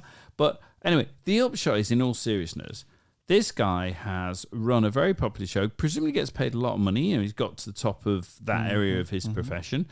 And he has presented programs that people have enjoyed, both his banter and the format and whatever, right? And that adds up to millions of pounds in revenue. But in the last 2 weeks, I started hearing the stories, you know, in the mainstream media, that he had behaved inappropriately at a level where he's had to step back from this massive show. Yeah. And indeed, today's news is that the 2 Christmas specials, how much money did they spend making them? And creative talent, people who've given everything to make those shows, you know, the runners, the cameramen, the contestants, the moment of fame they were going to get, right? All cancelled, literally cancelled, those shows cancelled. And his career, essentially, if something doesn't happen, he's fucked and he's gone. He'll get a slot on GB News. No, right. But this is what I'm trying to say, you know. So I went looking, like anybody. No, I went looking for what he'd done. Yeah. Right? And if he had, for instance, a bit like the Philip, is it Philip Norman? No, it's not Philip Norman. No, Philip Schofield thing. Of if he'd, and I'm not saying Philip Schofield did this, but you know, the idea, if you want a job on my show, you better have sex with me, right? Or if to be fair to Philip Schofield, I don't think there was even any suggestion of that. That's why I pulled back, because I was going that way. What I'm trying to say is what would be wrong, right? I don't actually think Philip Schofield did anything wrong. No, I don't think he did anything wrong. Right, so that's my level. But getting back to this guy, so I went looking for what he'd done wrong, you know, genuinely. And the moment he said we'd be disagreeing completely, you know, the moment I got something, if he had abused someone, if he had used coercion on someone, you know, sleep with me or you won't get a job. If he had been, I'm reading an article that says what he's supposed to have done, and I've listened to quite a bit as well, including one today. Right, you know, and you're trying to find out, because in the absence of those things, so. My understanding is he was definitely, you know, he's a comedian, he's an actor, and he's a fucking showman. And he might be a bit of a dick, right? He might be. He's a bit of a dick. I always thought he was a bit of a dick. No, he might have been. It doesn't matter. It's not a crime, is it? But he's got them in. I've been a bit of a dick on occasions. Precisely. And no doubt you. But he's got them showing up, and he's giving them a bit of this and a bit of the way. And one of the ones today, a little bit a little bit why, you know, it could be great baps on that, something like that. I don't even think he's done anything that bad. But if you did, you might well turn around and go, what a pig. He was apparently allowed to tell smutty jokes during filming. I know. I really know. The habit of standing too close. What does that mean? I know. To women working on the shows. made comments about his sex life, made comments feel uncomfortable. Yeah. He took his top off in the workplace. Oh. And he would ask for the phone number of female exhibitionist. members of production staff. Yeah, because no one's ever done that. You've never asked the number of a woman, which she has the right to say, no you can't have it. Yeah. Fuck off. Exactly. Or, yeah, I quite fancy you. Yeah. Right. Yeah. The one today, which was good, was it was in the, it was one article was he's getting fucked, right? And the other article was so-and-so, I mean, it's the Guardian or the Independent, doesn't really matter. But so-and-so, says he's the, his comments are the reason I left television, right? Now, that's quite serious. If he'd said something really fucking horrible, right? Hang on, and destroyed someone else's career, that would begin to move the needle for me. If he's going around wrecking people's careers, it gets closer to going, well, you shouldn't be doing that. That's really fucking out of it. You know what he did? He had a model. As I understand it, I may have read it wrong, so if anyone gets me, it was in the article today, so if I'm wrong, I'm wrong. And hit us in WhatsApp in our article, right? Because you should, if I get it wrong. But I'm pretty sure I'm right. He essentially had a model on, right, who was incredibly thin, one assumes, models. Melanie Sykes. No, right? Melanie Sykes, yes. Right? Model. And he said something like, oh, God, do you eat? Yeah. Right? Do you eat? Yeah, I read that. And she felt very uncomfortable by that, right? For instance, by what I'd consider her lifestyle choices, right? Yeah. And she went, oh, yeah, I just said, yeah, because I felt I had to, right? So she was coerced into a social interaction where she said, basically, no, in other words, it was all right until now, X number of years later. And I'm just there going, you can't police this, and you shouldn't police this, and so I am. But don't you? And this see is very difficult. No, this extension of the argument I was making earlier. I really don't. This is very difficult for me. I agree with you, but I do. I think. But this is my point.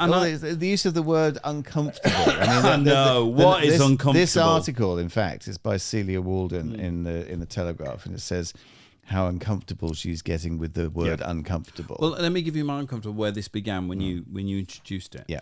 So I'm chatting with family members. It doesn't go more than that. And we just have a chat. And I just went, this Greg Wallace thing, I've really looked to see what's wrong. And I'm a feminist. I mean, and you've agreed this. I think we would define first wave feminism, right?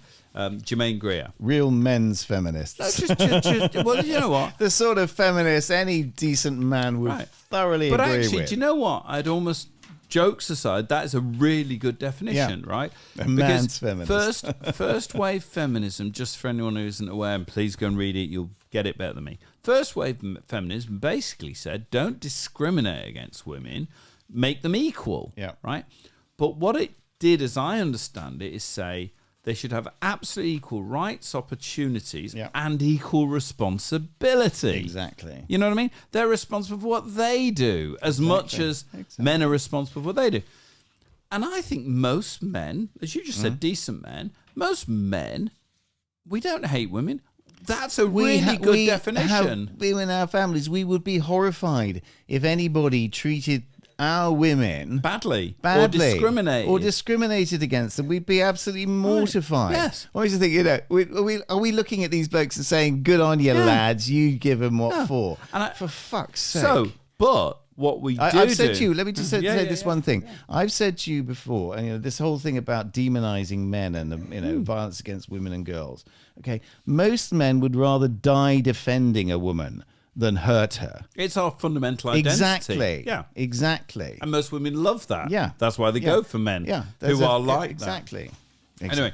So what I'm saying is, so I'm actively looking with critical thinking, critical thinking. It's not left wing enough, John. No, I'm just looking for what was wrong. So what actually happened when you introduced me? So I'm speaking to some members of the family, younger members of the family.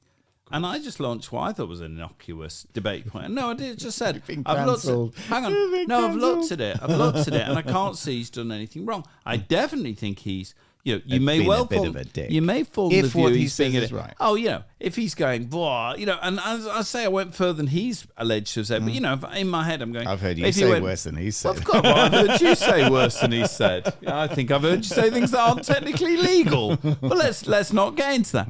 But I couldn't find anything. No. And then today, because the story's run for... Oh, and hang on. Here's the one he did, which in PR terms is a disaster. But who fucking wants to live by that? He said, didn't he? I've done this show for 12 years or whatever it is, right? And I've had thousands of contestants through, male and female. Yeah. And he went, there's middle-class women, and I'm actually thinking presenters and media women, but middle-class women of a certain age who are basically driving this, right? Mm-hmm. And PR terms, that's a disaster because it's kept the story going and whatever. But I first of all thought it was all right. And the best quote he came out with, and you know, I think it was aimed at Ulrika Johnson. No, it wasn't. No, it's actually a journalist I really admire. Fiona, it's not Fiona Bruce, but it'd be like that. You know, a fairly serious presenter who I really like, who would end up BBC on MasterChef. Well, it doesn't matter. She's the one actually. Yeah. So she's serious, so it adds a lot more weight to it. There he made her uncomfortable. He made suggestive comments and that. And I just said to these families, we're driving along, and I just basically said, "Oh, this thing's come up." Gen Z by any chance? I've genuinely listened, right, to see if there's something where I go, absolutely, you're right. You know, the girl, you know, if you don't sleep with me, I'm gonna fucking make sure you never work again, and I would be 100%, right? Would. But I just said there wasn't anything, and it was like, oh, well, you're not coming at it from a woman's point of view, and I'm going, well, you know, even if I was, I'm reading it, and it's not there. And the key one was that it was, the thing that killed me, which got me much closer to your side, was the kind of, well, I don't want to talk about it, right? And that's obviously a right to do it, but it was done in the context that you are so reactionary and so stupid in your views. You know, that was the undercurrent. This is what you did to me this evening. Hold on. No, it isn't at all. And they can judge because I think you're just a snowflake. You've got to learn to stop being so victimized, Mark. Mark, honestly, I'm sorry you think the world is beating you up. Get on with it. No, it's not. Your world is about to get beaten up, I'm sorry you see violence. Go on. You just threaten with violence. That's all you got left. Right. Metaphor. So that was the one. And then I got basically, I don't want to speak to you at all. In other words, if you hold those views, I don't want to speak to you at all. Now, I don't want to get too deep into comments from real people. Don't debate it. No, but it's just the idea. Yeah, you don't debate it. And I'm just going, I want to be clear, right? Because you always do left and right, and I always think it's more nuanced. I will never accept that kind of totalitarianism any more than I accept any other one. No, and I think, you know, it's really weird. Completely agree. So I don't mind people coming forward. I think we should have a culture where they can come forward. Yep. It doesn't mean they're believed. And worse still, if they are saying something that's so minor. And my key argument, which I think we both agree is, in society, you cannot expect to be protected from being offended or uncomfortable. Yeah, but that's male or female. You kind of made the point that I was making earlier. No. That this is the logical extension of those things. I'm disagreeing. It's a logical extension. Oh, yeah. So hang on. Over here we agree. Okay. Over here we don't. Where you're wrong. Right, move on. We've got to move on. It's all been good. On this. Okay. So music. I think it's music. Okay. Let me just see what I've got lined up here because. And we're doing a sex talk in the next segment. We're talking about our secret fantasies and desires. So don't switch off now. Yes. Good. Now, I think this is one that I was trying to find on the last occasion because you really liked one song that I played. Oh, yeah. There was one stud. Yeah. By the way, again, if you're listening for the first time or you just didn't listen to the last one, listen to the last one because you'll enjoy it. But there was one track. The tracks were good, but one track stood out. It's track 2 on the Lucent X Volume 1. Lucent X is my own artist label. And you're going to put a plug in at the I link. am, yes. By the way, if it's track what? Sorry, track 2. Track 2, I think, stands out. It just did. I was listening to it going, I'd fall for this wherever I heard it. I just, I never failed to impress myself. Oh, one or two. Well, again, back to your private...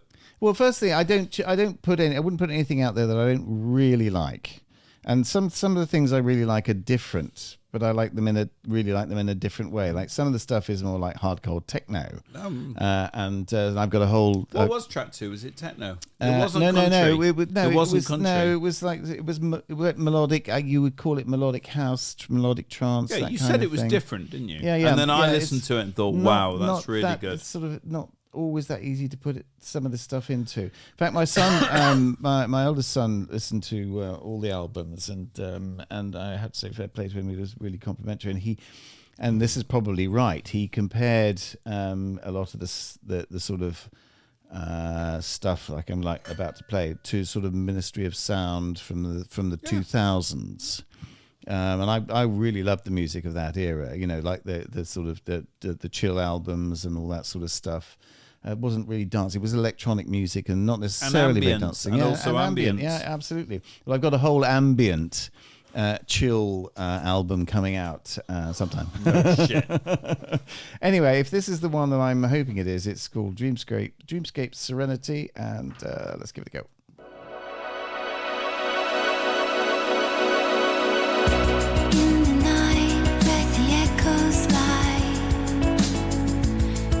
Dreams that fill the sky, chafing juice in the night sky. It calls the lost dream region fly.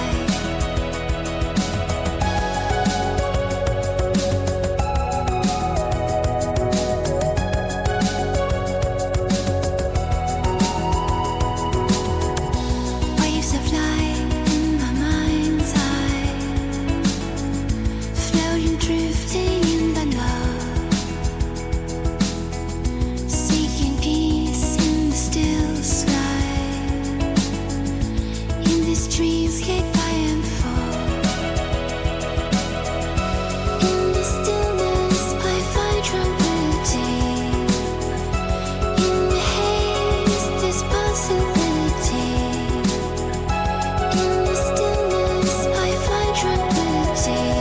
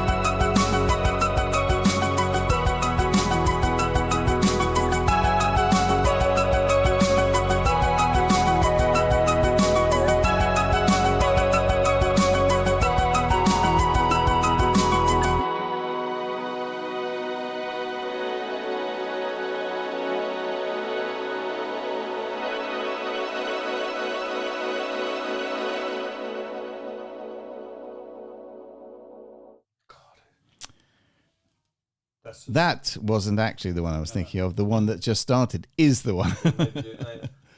I think that was a better track. It's nice. No, I think that was a better track than the previous one in terms of the things I would have changed. Right? Okay. Because that one I can't think of the structure, the arrangement, I and just everything. don't think I changed. That had a more relaxed, which suited its style. Yeah.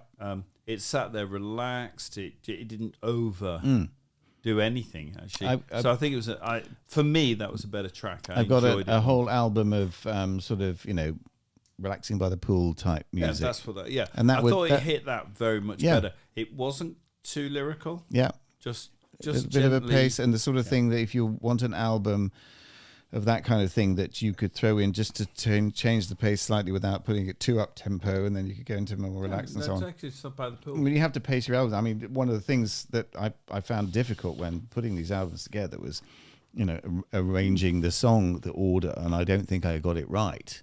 in some of them when I've actually gone in the car and I put the albums on. And you're going, there's that I'm slight thinking, jarring. Maybe that track should have gone first. But do you know that when they were putting all the tracks together in our era, the 80s and 90s, you know, that kind of thing, they used to do that. The producers and the band, they'd be in their car with a cassette recorder or even an 8-tracker before that. And they'd do that. And just like that, they'd drive along and kind of go, oh, it jars. Yeah. And I know from when I produced my EPs, or when Mike did, but when I did, you think you've got the track right, and then you play it differently. In the middle of the afternoon, you put it on a phone, or you do, and you go, oh, that kind of, it's really weird. It hurts. You kind of go, ouch. Context, there's a lot. And you go back at that stage and you start to twist it, and you go, doesn't hurt anymore. Yeah. And it's an iteration. No, absolutely. I think you're right. And also you're thinking in albums, which makes you very old. Because there was a whole generation don't really understand what an album is, apart from esoterically. We understand there's a flow to an album. And an album is a thing. It's not just a collection of songs. It's a thing in itself. We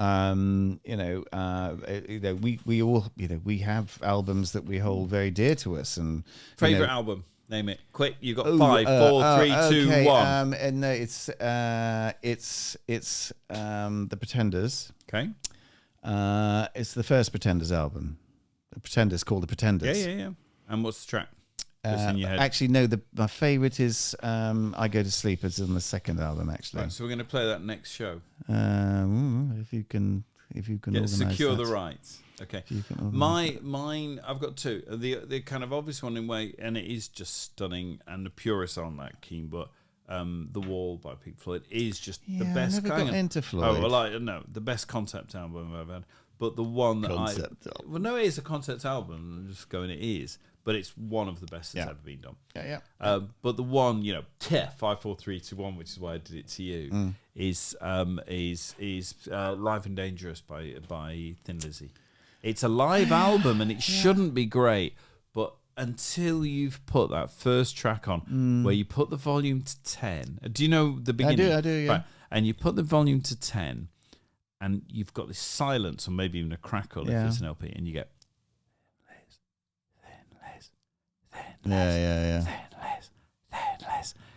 And that first power chord just blows your speakers and tells you what the album's going to be like from then on. For me, I mean, I think if I had to say my 2 favourite groups of all time would be Pretenders and the Police. Oh, Police are fantastic. Yeah. Although I remember when I got bored of them at the time, I'm talking about when you're a teenager or young 20s, when you just hit that bit, you've heard them, you've heard it all, and you just, we move on. It's like Bowie, I think, is one of the best absolute pop artists that's ever been. But, there's a point where, you don't listen to his albums as much as you should because you just move on. Yeah. And so it's not a criticism, it's just there. When I then look back and go, as you know, I play some of Sting's stuff because it's stunningly good and hasn't been beat. I don't actually like him very much as a person. He's a bit of a dick, but fair play. Yeah, but the fact you think that makes me think he's great. No, but Fields of Gold, which is one I play. But what's interesting about that, if anyone's listening on this and wants to just check it out, Fields of Gold by Sting is brilliant, but he says Ava Cassidy's version is better than his. And how generous is that as a uncharacteristically modest of him? Absolutely not. That's who he actually is. But no, he did, and therefore can I commend. If you listen to his version, then go and listen to Ava Cassidy. She is stunning. And so we're going to play her next session as well. Sting's albums, all a bit of a soundtrack to a period of my life, really. Yeah, Dream of the Blue Turtles. So, fantastic. Right, anyway, now. Right. We've done music. What's next? I reckon it's time for the mystery moonshine now there, boy. Yes. Before we do this, because you haven't brought the mystery whiskey out yet, can we agree that you have brought out a fair amount of shite in our time? I think it is time for the alcohol of unknown provenance. I'm particularly proud of that one. Yeah, that's a very good one. That is one of your best ever. Right. So, the mystery whiskey appears in its bag of mystery. The whiskey of mystery. Turn your face. Hold Turn on. your face. I can't. Hold on. If Claire thinks we should keep it to 2 hours, is that because she is listening to every single podcast? No, I think her sister Rachel said it was. It's Rachel. Hi, Rachel. No, shout out to the ones who listen. I don't think they get it that you don't actually have to sit and listen to the whole thing in one go. But anyway, hold on. Or ever. Yeah, and or I mean, our audience is simply wrong. Right, turn away.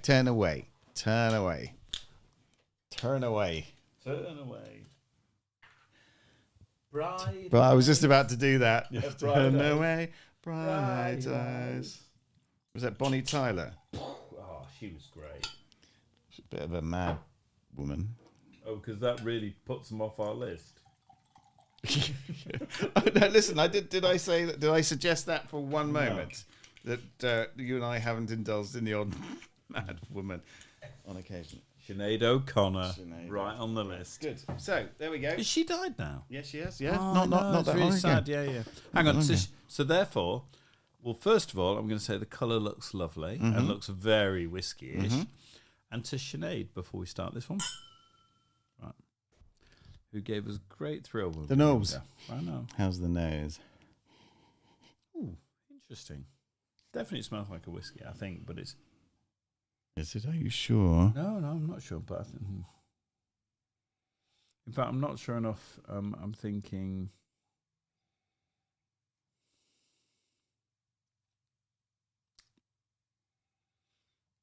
Possibly a brandy. What's the other one? The French one. Cognac is the same. Yeah, no, I'm thinking that kind of world. No, it's not red enough for a brandy. I'm not an expert at this stuff. No, what I'm saying is it's myself a rather large one there. I better not. What's unusual? No, it's got an unusual smell. It hasn't got a straight whiskey smell, so I'm going to call it. It's not whiskey. Now you're allowed to respond when I put my foot down. If I'm wrong, I'm wrong. You're wrong. It is a whiskey. Oh, is it an Irish whiskey? I'm still wrong. You tell me. Taste it. Right, I like the smell. Let's go from there. It has a nice colour. It looks like a nice whiskey. No, it's a decent colour. And I do like the smell. It smells almost sweet. Like it's not the harsher Scotch, which is what I'm struggling around.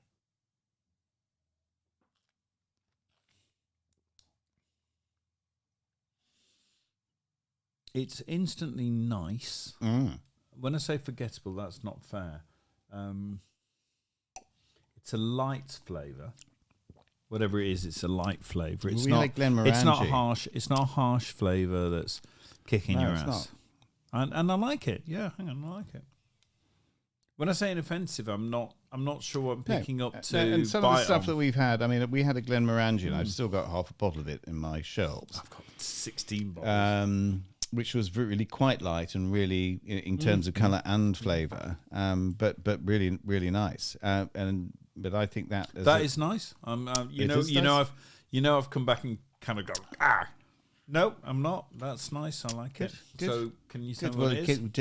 Just speculate a little more, educated or otherwise. I get that. It's interesting that the nose isn't strong. In fact, usually, the strong nose usually comes with harshness, as far as I'm concerned. It does until you pay a lot of money, and then you begin to get both. Yeah, a lot of money. Well, as you may imagine, I haven't paid a lot. I've chosen wisely, dear listener, discriminatingly. Dear listener, it's really fucking easy, isn't it, to do this to him? You only have to put the little hooks out, and you get him right. Anyway. No, can't help any further. Hang on. It is quite distinctive. I like it. It is. When I bought it, it's not harsh. The last time I'd had this whiskey was years ago. Right. And my memory of it was always that it was a little bit on the sharp side. And I'm pleasantly surprised by tasting it. I'm not tasting that I actually really quite like it. That's probably because we've moved. We drink a lot more whiskey. no, but if you haven't ever drank whiskey, you'd kind of go, Kah. Yeah. It's relatively soft by the standards of we've drank. I could throw out, is it blended? I don't know. But I have to say, I like it. It's a light whiskey. If you were going to get it, it's not a blend. It's not a blend. So it is a single malt. And I've no idea. It's a single. Right, it's not peaty. It doesn't feel like peaty whiskey. Peaty. Is it a Speyside? No. Let's try. You're trying to. Or a honey. Is it peaty? Do you want the peaty? Oh, it's definitely. Hold on. Out of that scale, I'd definitely say it's a honey whiskey. It's not a peaty whiskey. That I can do. Well, I put you out. I'm going to go for it's a honey. Yeah, go on. It's an Aldi best, isn't it? No, go on. What is it? Bushmills Irish whiskey. Did I not say Irish? You did at one stage, right? But that's okay. You didn't hammer that home. No, I'm not. I wouldn't do. But why do you say it's a single? I thought Irish was blended. No. I said it's not a blend. And you said it's a single malt. But I said, it's a single. Oh, because there's that distinction doesn't exist with Irish whiskey. Oh, right. I wouldn't know that. Yeah. So it's not wrong. Right. No, it's not wrong. No, it's nice. So the softness comes because it's a whiskey. It's an Irish whiskey. It's an Irish whiskey. Which is always softer. Like I say, my memory of it, and I haven't bought Bushmills for, because I really thought it was a bit... But I'm actually really pleasantly surprised. So am I. And so I would call that a blended whiskey. It's not claiming to be a single. The only thing that a true Irishman would say about Bushmills is that it's a Northern Irish whiskey, and it's a Protestant whiskey as well. Is it honestly? It is. It's a prod whiskey. Is that why it gets us drunk? Because it gets us Catholics drunk and obedient. But I mean, so hang on, where is it? A Belfast Bushmills distillery? Bushmills, County Armagh, County somewhere. Bushmills, hang on, County Antrim. Right. So hang on, congrats, because I really like that. That is and it fits in with it being a softer whiskey, because all Irish whiskies, in our experience, are softer than Scotch. Fucking much better than Scotch. Wouldn't say. Listen, I tell you what. If the only thing that I would think is better than a good Irish whiskey is a very good Scotch single malt. I agree with that. A very good one. What happens is there's a load of shit up there. No, but what you're striving for, rather than all that, so you can lead your Longshanks armies against them. But what I feel is that for a certain price point, Irish whiskey is softer straight off the bat. Like it's just superior. It's softer. I'm just going softer. Can I just say one thing? And I agree with you. I agree with you. The Irish whiskey distillers, triple distilled. Yeah, well, all that means is it's done in a reflux still. It's not. They don't actually take it out and then distill it again. No, it's just like a big column still, and it distills as it goes. No, little fucking liars. The Irish are always like this. They're always fucking adding that kind of shit to it. Well, strictly speaking, you could say so, because what happens with a reflux still is as it goes up the column, the sort of less volatiles fall back down, and then they get redistilled, and it basically refines out the alcohol. It's almost like you understand this process, Mark. I do. I mean, if I were to take the product of my my friend's still, my friend's illegal still, and put it in a barrel for several years, I'd have whiskey. Yeah, because it only comes from the wood. All they do is put vodka in a barrel, and it becomes whiskey. If you did, right? But anyway, so my vote is, I think the distinction for me, and you may disagree, Irish whiskey tastes easier to drink. If you're not a whiskey drinker, Irish whiskey is easier to drink than Scotch. And Irish whiskey is softer, therefore more easy to drink and more enjoyable to drink, actually, than the equivalent price point Scotch, because Scotch at that price point is rough. But the reason people spend real money on whiskey when they get into it, like £100, more than £100, £300 a bottle, is what you begin to get is the softness of Irish whiskey but with the flavour dimensions of Scotch. I'm not sure. That's right. And I'm not going to fucking find it out by showing you. My whiskey vocabulary is insufficient. What's the most expensive whiskey you've ever drank? I was just about to tell you. Yeah, go on.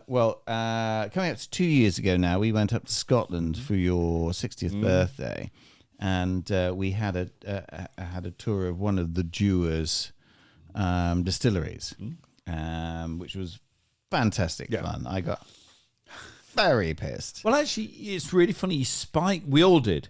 We had about 3 hours, didn't we? Yeah. After that, of having concentrated intellectually. I mean, we really did focus because this was fun. Well, they were expensive doing it. This is the best they could produce, and we were all up for it. It was great fun, and so we drank.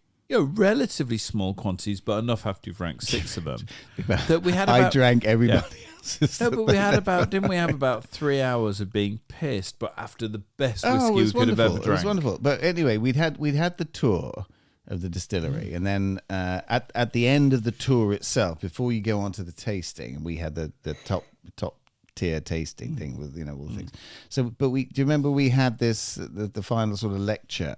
But then we had the sample of the cask strength whiskey. It was like 50% or something like that. Straight out of the cask. Compared to standard 38? Well, it's 40. From a bottle? From a bottle is 50 40. is diluted down. And it is because, when they fill up, they don't actually fill up the cask, first of all, but, part of it evaporates off. They lose loads, don't they, for the good stuff. The angel share, they call it. Yeah, but it's huge. Yeah, that's right. So you end up with, a proper aged whiskey will probably be just over half a barrel. Okay, so anyway, so we all got the sample of this cask strength, really good, and that was fantastic. Yeah. I mean that. I agree.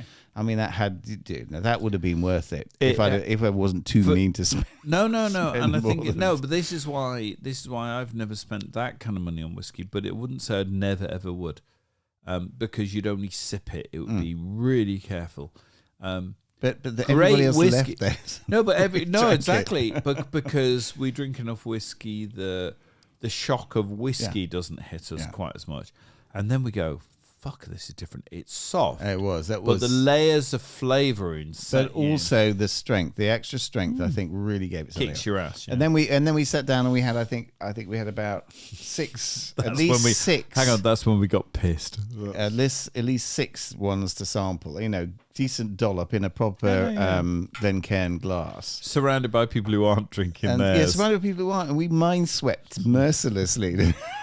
Does that contribute to the 3 hours we spent being pissed at the side of a lake? God, didn't you go off and find a dinosaur or something? You went down the beach or whatever to go and find something that might have been a dinosaur. Nothing like that. Well, I did. I thought I was sensible and sane. And I watched you lot go off and I thought you were going to die in a mud. I do remember professing my undying love for your sister-in-law, though. Pearl, yes. We've got to give her a name. You've got to give these women a name. I've tried to tell you. You've professed your undying love for Pearl. All right. On radio. No, I can't. No. On radio. I made the joke that I couldn't make. Right. Anyway, listen. Her whiskey drinking. Fine husband was there at the same time, so it was all very innocent and good fun.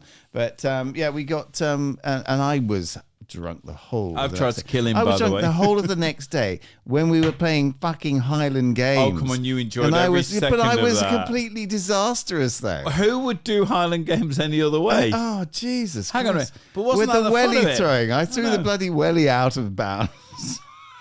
I couldn't do a damn thing. I was absolutely. Oh no, you were shit. Yeah, I was shit. I was completely shit.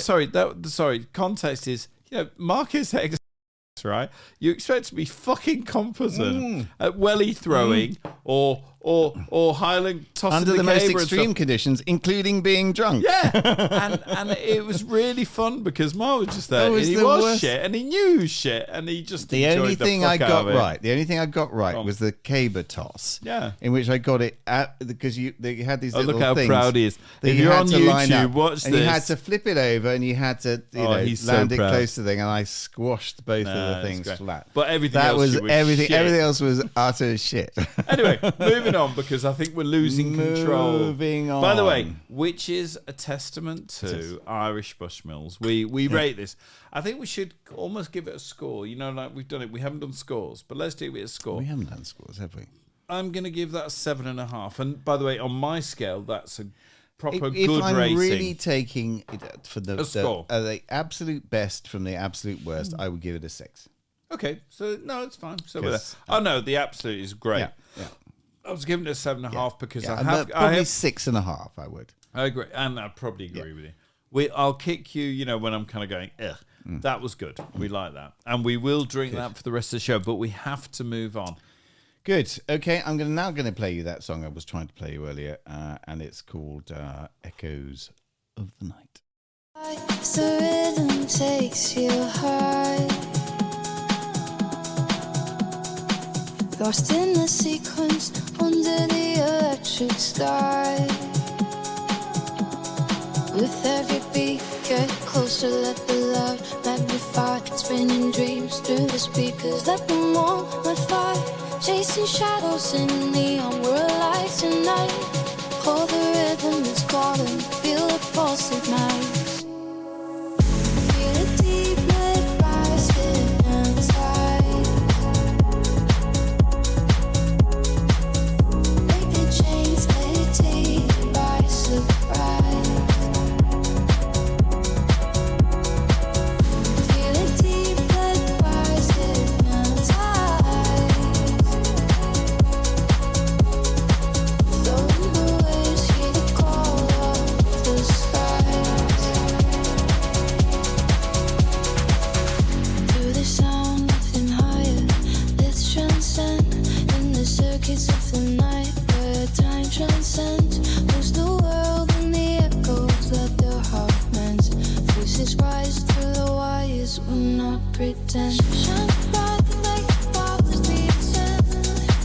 In the stands from the stars of heaven. Shine bright like the flowers we ascend.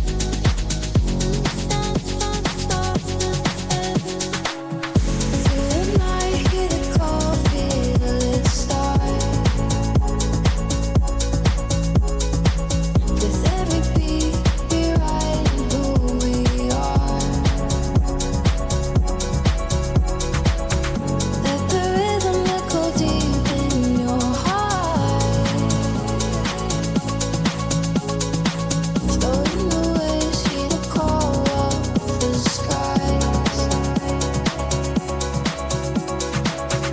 Feel it deep, let it rise, hypnotize. Break the chains, let it take you by surprise. Feel it deep, let it rise, hypnotize. Break the chains, let it take you by surprise. Feel it deep, let it rise, hypnotize. Break the chains, let it take you by surprise. Feel it deep, let it rise, hypnotize. Flowing the waves, hear the call of the skies.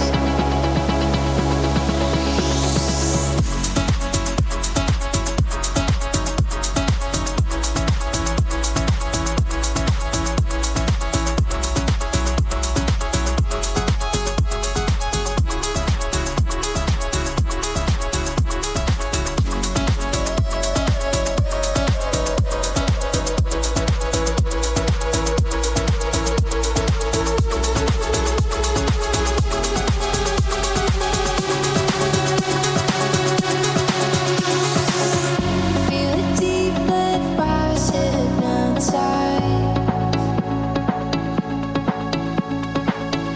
Break the chains, let it take you by surprise.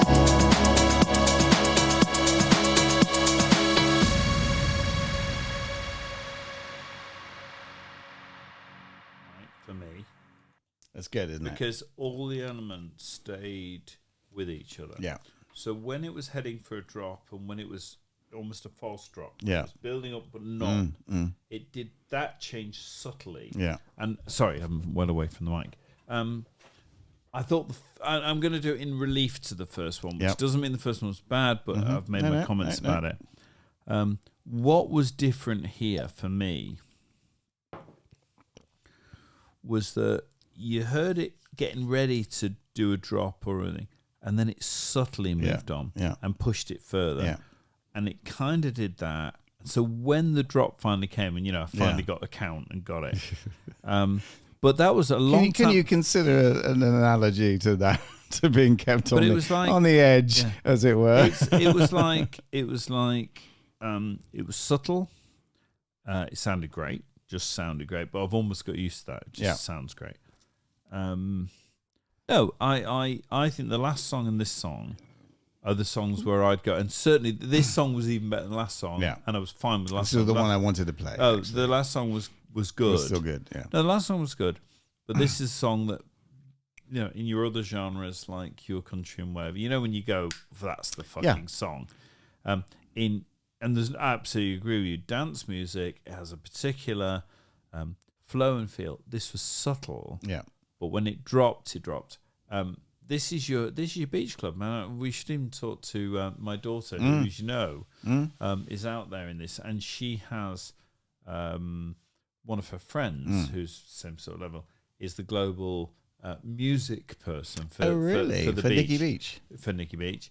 And I put it to her, and she may or may not react, because her reaction might be, "I'm not doing AI," right? It might be. I don't know. Well, I know if I was in Nikki Beach, having the food or lying on a bed at the beach, it's got that ethereal thing. If I heard this, I would in no way think it wasn't absolutely appropriate for that kind of. But I'm getting to the point where initially I was like sort of doing fairly rough prompts and coming out with something and so on. I'm getting to the point where now, if you told me what you wanted, I could give you several ideas now. Almost like capitalist. Almost like a musician. Like capitalist. No, what I would say with this, I think, and I might be wrong, I can tell when you've done the extra work to finesse it. Absolutely. Have you worked harder at this to finesse it? Yes. Or was it right back? Oh, no, that's on an album. That's on the Lucent album. Right. Well, promote your album. Yeah. Because I think, like a musician, absolutely, there is no musician who doesn't produce, the songs that don't really work, or the songs that they're tired. But part of the beauty of this, that is really good. Part of the beauty of this is I don't have so much invested in them yet, and I've had some where I thought, no, this is really going nowhere, and I've dumped them. No, every musician does that.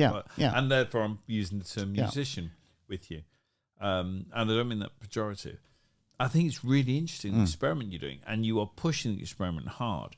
So you've offended people that don't know, and definitely links in the in all our things, and they should be. You're on 5 albums, 4 albums, 6 albums, right? And when we say albums, we're talking about different groups, different groups that you've created. And I'm going to be clear, none of them are real in the sense of they're concepts. They're not real in the sense there's no person, right? But what there is 6 genres of music, absolutely. Well, no, to be fair, there's country, there's the acid jazz funk. There is the sort of, I would say, sort of more code. Well, that's more melodic techno. Is that code? Yes, Code K. Right. And then there was the sort of 4 genres. 4 genres, right? Okay. 4 identifiable genres. I think the best of what you've produced in each one of those, which is presumably why you have made more money out of Spotify. Yes. Right. I want to be clear. I hang out mostly in the amateur music world, and I'm talking about those brilliant musicians you hear in a pub or even on a gig. You know some serious. I mean, Kevin and John. No, and John absolutely. Sanderland. That's what I'm saying. So you have that level up to people like that who are playing absolutely full gigs with bands, right? But when you go to hear a band and they're great, and you're going, how are they not making? How are they not rich? Compared to some of the shite you hear, right? And all I would say in that context is the 4 albums you're talking about, the 4 genres in particular you're talking about. the best of those is just as good as I've heard out there. And I'd probably say, but I would do this for any artist. If I said to you, I listen to an album and I get one track that is boom, one track that is very fucking good. So those 2 tracks are the ones you would flip to when you were playing the album until you went, oh no, I want to hear the rest. You know that But that's the process I've done with every album I've ever heard since I was 15. Isn't it? Absolutely. Police album, you hear the couple of hits, and then you've heard the hits enough, so you begin to really listen to the rest and before you know it, it's 2 others that you favourite. Yeah, and you must have had this as well. That there's the occasional album where you love every song on it. Just like there's no duds there at all. Yeah, and there's albums where you buy it for the single. And then you actually get to like one of the other tracks more than... Funny enough, Taylor Swift, Nevermore, it's a particular album. Who? Nevermore. Who? Taylor Swift. Hang on, I'll do it. Camilla supporter. We did. How much was she paid for that? By the way, hang on, I did this heart thing on WhatsApp video, didn't I? And fuck it. Oh no, I did it with Lottie, my daughter, and I gave it the pumping heart thing, right? Fucking hearts came out. I kid you not. I'm doing it to her and she goes, what's that? And I'm doing that. There's little hearts coming out. From where? It's AI, mate. Oh, do you know what? In which case it can take over the world because it's a better place. Yeah, So, I love your albums. I do. I really do. Thank you. I don't want to, which actually makes it better in a weird way. Yeah. No, hang on, it really does. I am plotted to your personal destruction and your AI destruction. But the sound can't be argued with. I know. And I came to this, when I was just sort of, kind of pressing the button and stuff came out.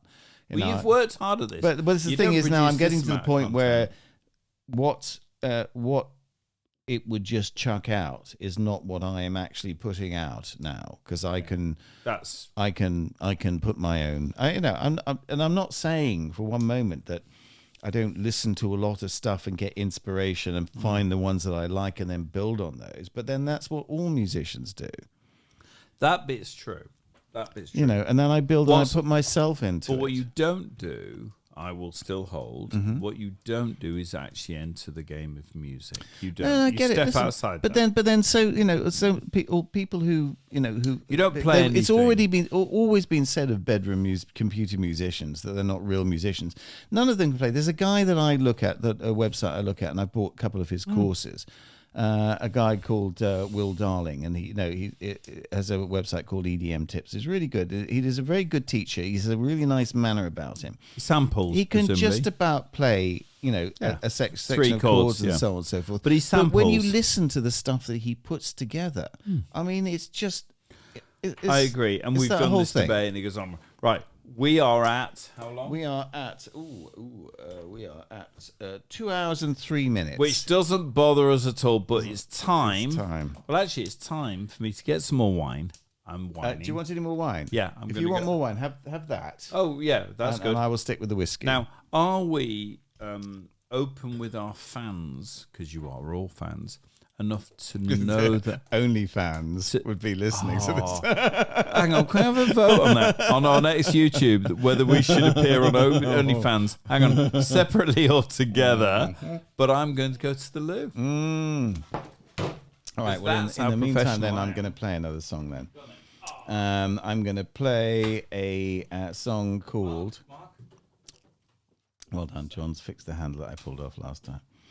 I'm going to play a song from the upcoming album from the Summers family, and it's called "Back Together Again." And this You don't exist. Is John's shouting from the toilets. Back Together Again. It's about a American couple who fight and bicker and fall out, but actually find that they really love each other, and at the end of the day, they reunite, and it's happily ever after. So, Back Together Again. Broken dishes, nights full of fights, love lost in the dark, no more light. You yelled, I screamed, nobody heard. Pain in the silence, every word. Packed up the car, left you behind. Memories haunt, whispering unkind. Road stretched for miles, got nowhere fast. Heart ain't right, stuck in the past. But we found love in the chaos we made. Both broken hearts now, just a phase. Together again with vows brand new. Never let go, more than true. Mornings with coffee, laughter anew. Sunrise reminded me of you. Love letters unsent, dusty and old. New stories together, yet to unfold. No more running, no more lies. Through the storm blue, open skies. Holding hands, paths we create. Found each other, gotta believe fate. But we found love in the chaos we made. Both broken hearts now, just a phase. Together again with vows brand new. Never let go, more than true. More than true. More than true. More than true.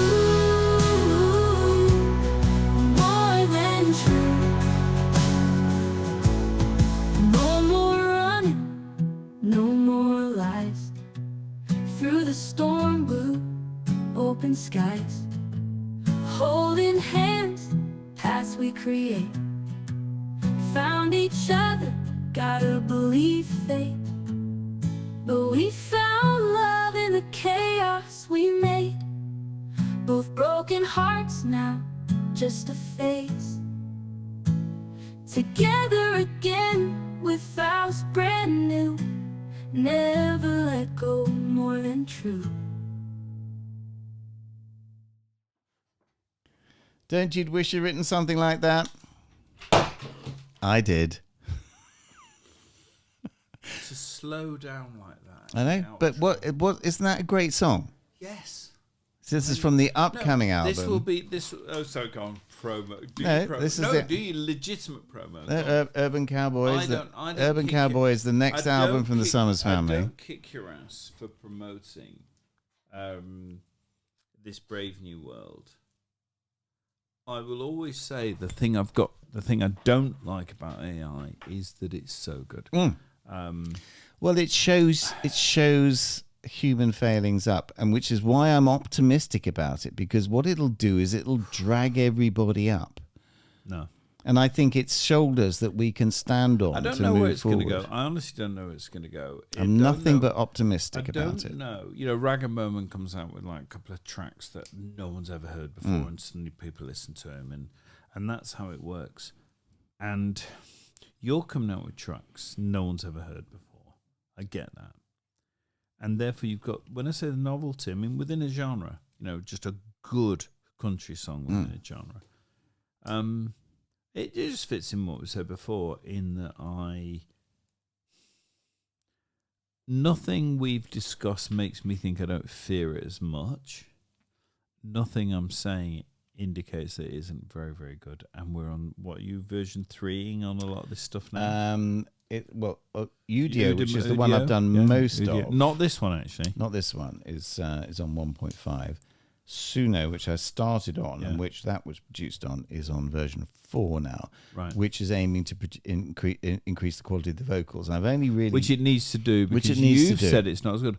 Although I listened to that one, of course it's got vocal processing on it. Yeah. But if you were if you're a human band... Which is why I really didn't hear that sort of... the lack that I didn't hear the shortcomings in that until I'd heard the better version in Udemy. So basically, those two. No, but those two are going to compete, aren't they? Because one side's got to get the fundamental sound quality up, and the other one's got the intelligence up. Suno doesn't do EDM, but it's going at all. Well, maybe they'll go into different genres, so you'll get competing. That's false, fine. That's fake fine. That's genres. fine. There's nothing. Anyway. Honestly, is John, there is fake. nothing fake about any of these songs. There they really are is. real songs that don't exist. No anywhere human else. felt it. No human felt it. Apart Well, from hang you. on a minute. That's where you're wrong, because everything that I turn out, I decide whether I like that or not, or how I want to change it, and so on. And how's that different from a exactly? Anyway, moving on. So moving on, we are flagging up. Flagging Flagging up the first anniversary. Podcasting anniversary of our annual Christmas trip coming up. So we're doing that next Friday, the 6th. Do you remember what the number is of our previous one? Which one was it? I think it was about 4. Was it named? Because you give it titles. Do you think you gave it? I think the one that we dealt with it was the Bar Humbug edition, which in fact is our most popular edition. Okay. So what I will say is, while we're doing whatever we do next, at some point we'll make sure in the link you can hear the previous year, because this is a bit of a ritual. It's not a ritual we necessarily come out with it very well, is it? Well, I'm completely sorted this year, mate. Completely sorted. It's not meant to be competitive, but if it was. Anyway, so what we've said is we will go through on the next one. Yeah. But we have a ritual of buying presents for our wives, which isn't dangerous. Yes, it's an annual ritual. We meet in Birmingham on a Friday morning. We have breakfast together. Yeah, there are three elements to the ritual. One is we have to have breakfast. Second one is we have to end up in the champagne bar after we've been buying. We have presents. to have a bratwurst at the German market. We have to have one Glühwein. bratwurst.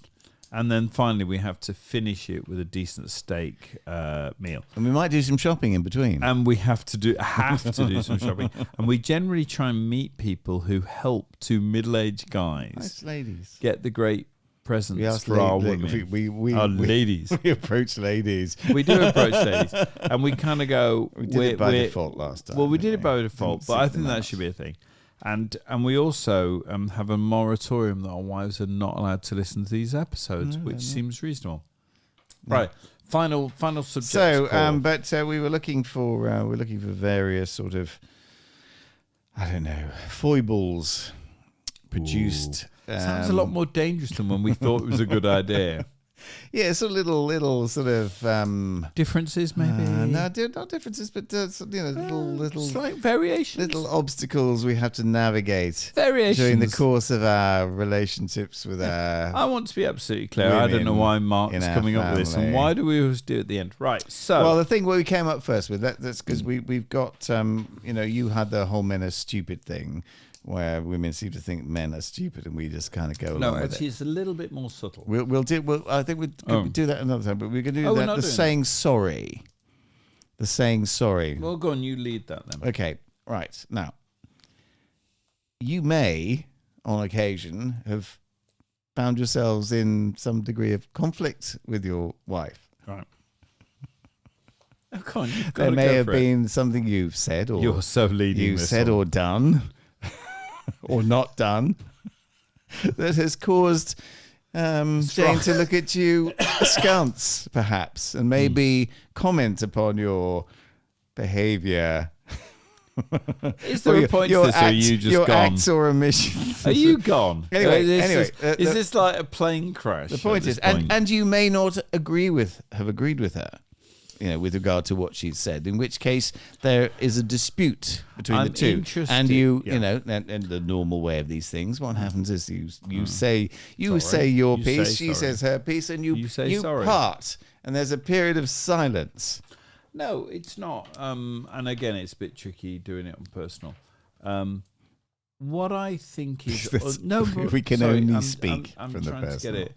I think what's interesting is, we all operate within what's normal, what we see as normal, cultural relationships and our relationships. And there's just a kind of weird thing, I think it's weird, where we are supposed to, and we all joke about it, there's lots of humour about it, and there's but I find it a bit weird. There's sometimes I step out and I go, this is a bit weird.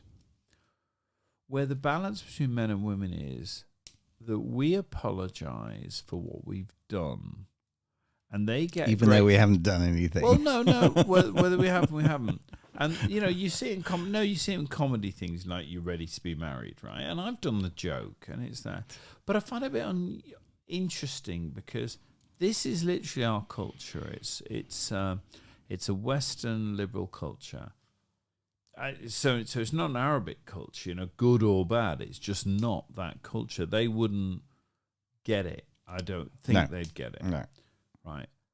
It's an acknowledgement that when men had power, women had power over men, and therefore women wielded power through men. That was the old Victorian thing. And we look at that and we go, we understand it and we can laugh at it, but we also understand it's real.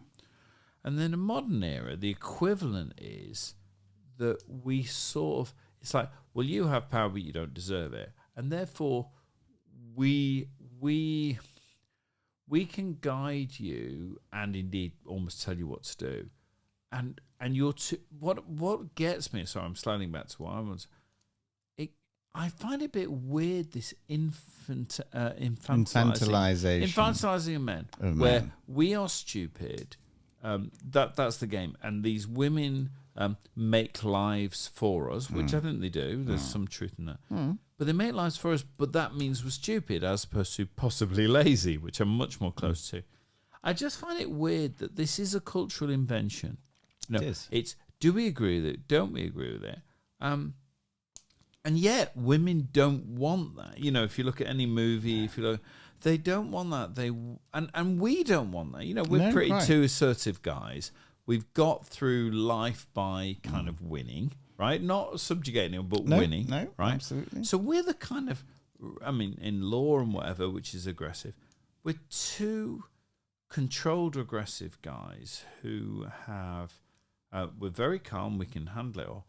But we are the kind of guys that's how we see ourselves. We're the kind of guys that girls want. Well, we want them. Hang on, we're certainly the kind of guys that girls we want them to want us. Listen, all tongue in cheek. No, I get exactly. I'm trying to get to something, and I don't even know how to get there. You and I we've done pretty well in our lives, and both of us come from very modest backgrounds, and everything, and we've never been given anything by anybody else, and everything we have, we've pretty much worked for, and so on and so forth. So we're kind of like it should be up there with what men should be. And then we sit there and we listen to this kind of generally accepted narrative, which is you're all a bit, you're a bit stupid, but thank God you've got a woman to keep it working. I know, but I don't know about you, but and these are very intelligent women. Our women are very intelligent. No, I know. But it's a narrative. I know. That it's very hard to listen to. It is, and all the time. And I think women use that to make themselves feel better, and we play along with it because we know that actually we're not that. And if it makes them feel better, I think that's true. If it makes them feel better, we'll play that role. But and really, also, when push comes to shove, I'm sorry, love. Yeah, back in your box. If there was a war, back in your box. This is what we're doing, and they would say yes, fine. But do you also think within that they also know it's false? Yes, they know it's as false. Of course they do. But isn't that kind of weird shadow play where everybody's being in the false? Same way they're kind of testing us. They're kind of testing us, and we've had this very interesting, evolutionary insight from Jordan Peterson that one of the reasons why women are so annoying is because they want to know they want to know that they've got a mate that's not going to kill them, and more importantly, kill their children. But the classic one, the Jordan, because you and I both do this one, is the real classic one is they are attracted to men who are strong, and when we say strong, it's a euphemism for being potentially capable, incredibly violent. Yeah, that's your one. And I don't controlled. Well, no, ultimately killing any threat to them or their children. That's the evolutionary. You want them to be able to, if necessary, kill animals and anybody else who's a threat to them, but not kill them. But not kill them or their children. No, of course it is. And that is, hang on. And given they are conflicting on the surface, conflicting aims, the subtlety of our relationship with women and their attraction, in a sense, is exactly that conflict. Is they are trying to find the bad boy, but they're trying to find the bad boy who will not do them. We have to be prepared to play the fool, but not be it. I think so, but I think that is a hard hard line to play. I agree with you. Sorry, hang on. I agree. But that is a very difficult line to play forever. Exactly. It is a very difficult role to play. But I don't think they see the subtlety of it. But no, I don't think I was not but again, it's I think most people don't understand the subtlety of what a man has to kind of it's an do. evolutionary test. Women, feminists of the worst kind, seem to think not go to the extreme, that but seem to think that it's great being a man. It's really easy. It's fucking hard work. As it is being differently, but you're either at the top of the tree, or you're pretty much not very much at all. I'm not sure about that. Yeah, I'm like that's middle ground. Yeah. That's coffee bearers. Sure. I think what's interesting, by the way, in this though, is that this is. I mean, it is really difficult. I mean, we're very intelligent men, and I don't mean that big in our own thing. I just mean most people are intelligent, right? But all men are trying to work this shit out from a male point of view. And when we're thrown the extreme, the wanker, the violent twat, the domestic abuse. Oh, there's so much domestic abuse, which is clearly true. And it is mostly, if not universal, no, it's mostly produced, because it isn't universal. Yeah. There are fucking women who do this shit. And we don't have any connection to them. We're kind of going, no, fuck off. But the fact that we're beaten by domestic abuse, the moment we express all men are rapists. Potential is the key. But the moment that wasn't the phrase. No, but the moment we are saying what we want is important, I would say is right. Women don't have any problem going, that's right. That's how I feel the battle is a bit. Is a woman will say, that's right, you should do it that way. That clarity. If a man turned around because of the threat of physical coercion, which fundamentally exists, right? But if we went, no, that's right, we have to pull back from that. Yeah, we do. And maybe that's right, but I don't think there's a sense, unless there is a sense and they just don't let us know, that's actually really difficult to kind of go, well, I know what's right. I mean, I'm bright. Yeah. I know this is right. Like I said, this is why I'm open to debate. But the idea that my opinion is less. You have to be prepared on occasion to be the fool, but not to actually be it. I think that's legit. I think that's a good way of saying it. Yeah. And they don't believe we're being the fool because they think they've got a strong person who will If they really think you're a fool, they leave you. They will leave you. I mean, it's really interesting, isn't it? That's the battle. And by the way, we've been married to each other. I just think it's time to say that. And you'd love that, wouldn't you? And do you know what, Mark? You'd have to be the taker there. Do you know? No, I'm not the big spoon. At that. I'm so the big spoon. From behind. I'm so the big spoon. Because I'm not looking at that fucking face. No, I don't demand you have to look at the face. Right? You see me eat a lemon. It's exactly the same face as that. Yes. I think it's just really interesting because it's all back to a lot of our conversation at this point in the podcast. By the way, the great thing is our wife's never listening this long. No, quite. They get to about 10 minutes. But the thing that provoked the conversation originally was the conflict resolution. I cannot hold a grudge or an argument more than 5 minutes. As soon as that silent, I'm not talking to you bit has come, 2 minutes later, I'm thinking. So I will go and make up. If I didn't, it would last longer. I think it's. But really, the caveat to that, it's much cleverer than that. Really. It's much more subtle than that because Claire, if Claire and I and woman X, let's share. Let's just share. Yeah. If we have a conflict, generally what happens, we will retreat to our positions. Yes. There will be a period of stay there, and there will be a resolution. No. And I think, to be fair, it's sort of both in a although weird we way. were both staked our positions and we've made peace without necessarily talking about it any further, we will meet in the middle. Claire will then listen to what I've said. I will listen to what she's said, and we will then behave in a way.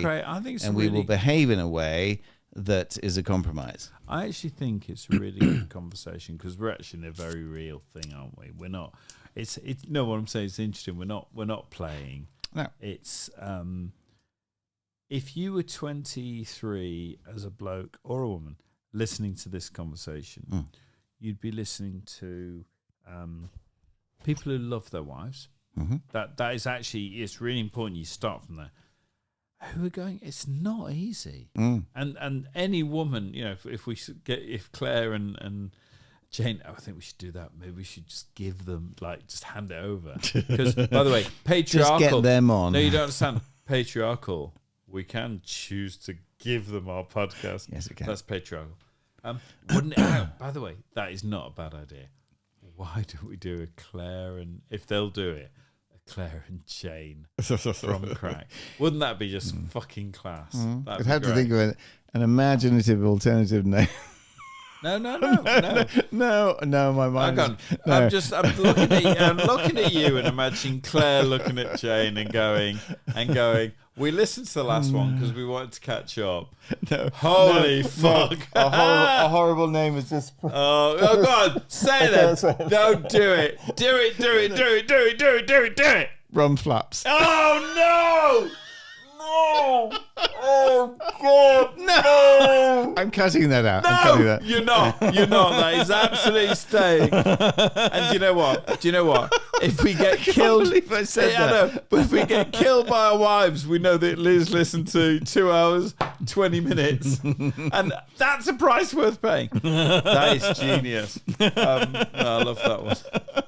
You're dead. Hang on. I'm a dead man. Hang on. Yeah. Absolutely. Excellent. So anyway, I think we're pretty close to the end. I think we're done. And so I have a new outro, but I think I'm going to restore the original intro. Yes. I think that's it better. doesn't mean you can't play the new one, but it has to be the original. I have a new outro, but tell me what you think of this. Okay. Have it on. No, that one. Hang on. My turn. Hang on. I want to push things around.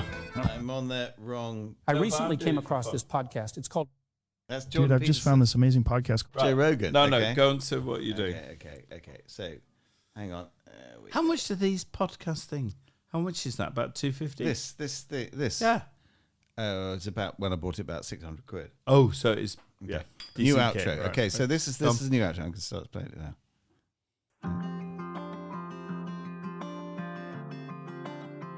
So, ladies and gentlemen, if you've stuck with us this far, congratulations and well done on your endurance. So I'm not sure. I think I prefer the older ones. Just keep going. So, ladies and gentlemen, well, thank you very much again for listening. I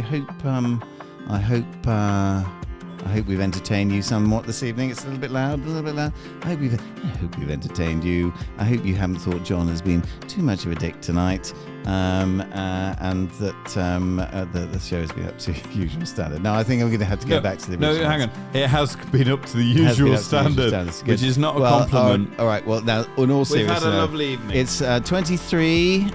We're now finished our 23rd episode. We're still going. We're still going. And I love you. No, I really do. Of course, I know you do. I love you. I know you do. That awful moment when you tell a girl, I love you. She says, I know you do. I love you. Who said it? Who said what? The quote. What? She says, I love you. Mm-hmm. And he says, I know. Quote, I know. Star Wars! It's Han Solo's response to Princess Leia. But he's being put in the... and it's straight from Billions. Billions know all these show. Yeah. Bill knows quotes. And she says, I love you. And he looks at her and he goes, I know. Anyway, you've talked our outro music out. Perfect timing. So yeah, there we go. Perfect so, timing. ladies and gentlemen, again, thank you very much for your perseverance tonight. It's been great fun as ever, and I hope you've enjoyed it. And we hope you will endure us. Endure. This is your second take. Join us. This is literally the second take. Cut. Third one. I hope you. Do a third one. No, don't. Start again. I hope you will. No, we do third. John, fuck off. No. Thank you, everybody, and good night. Just do a third take. That'll be so much funnier. Don't stop.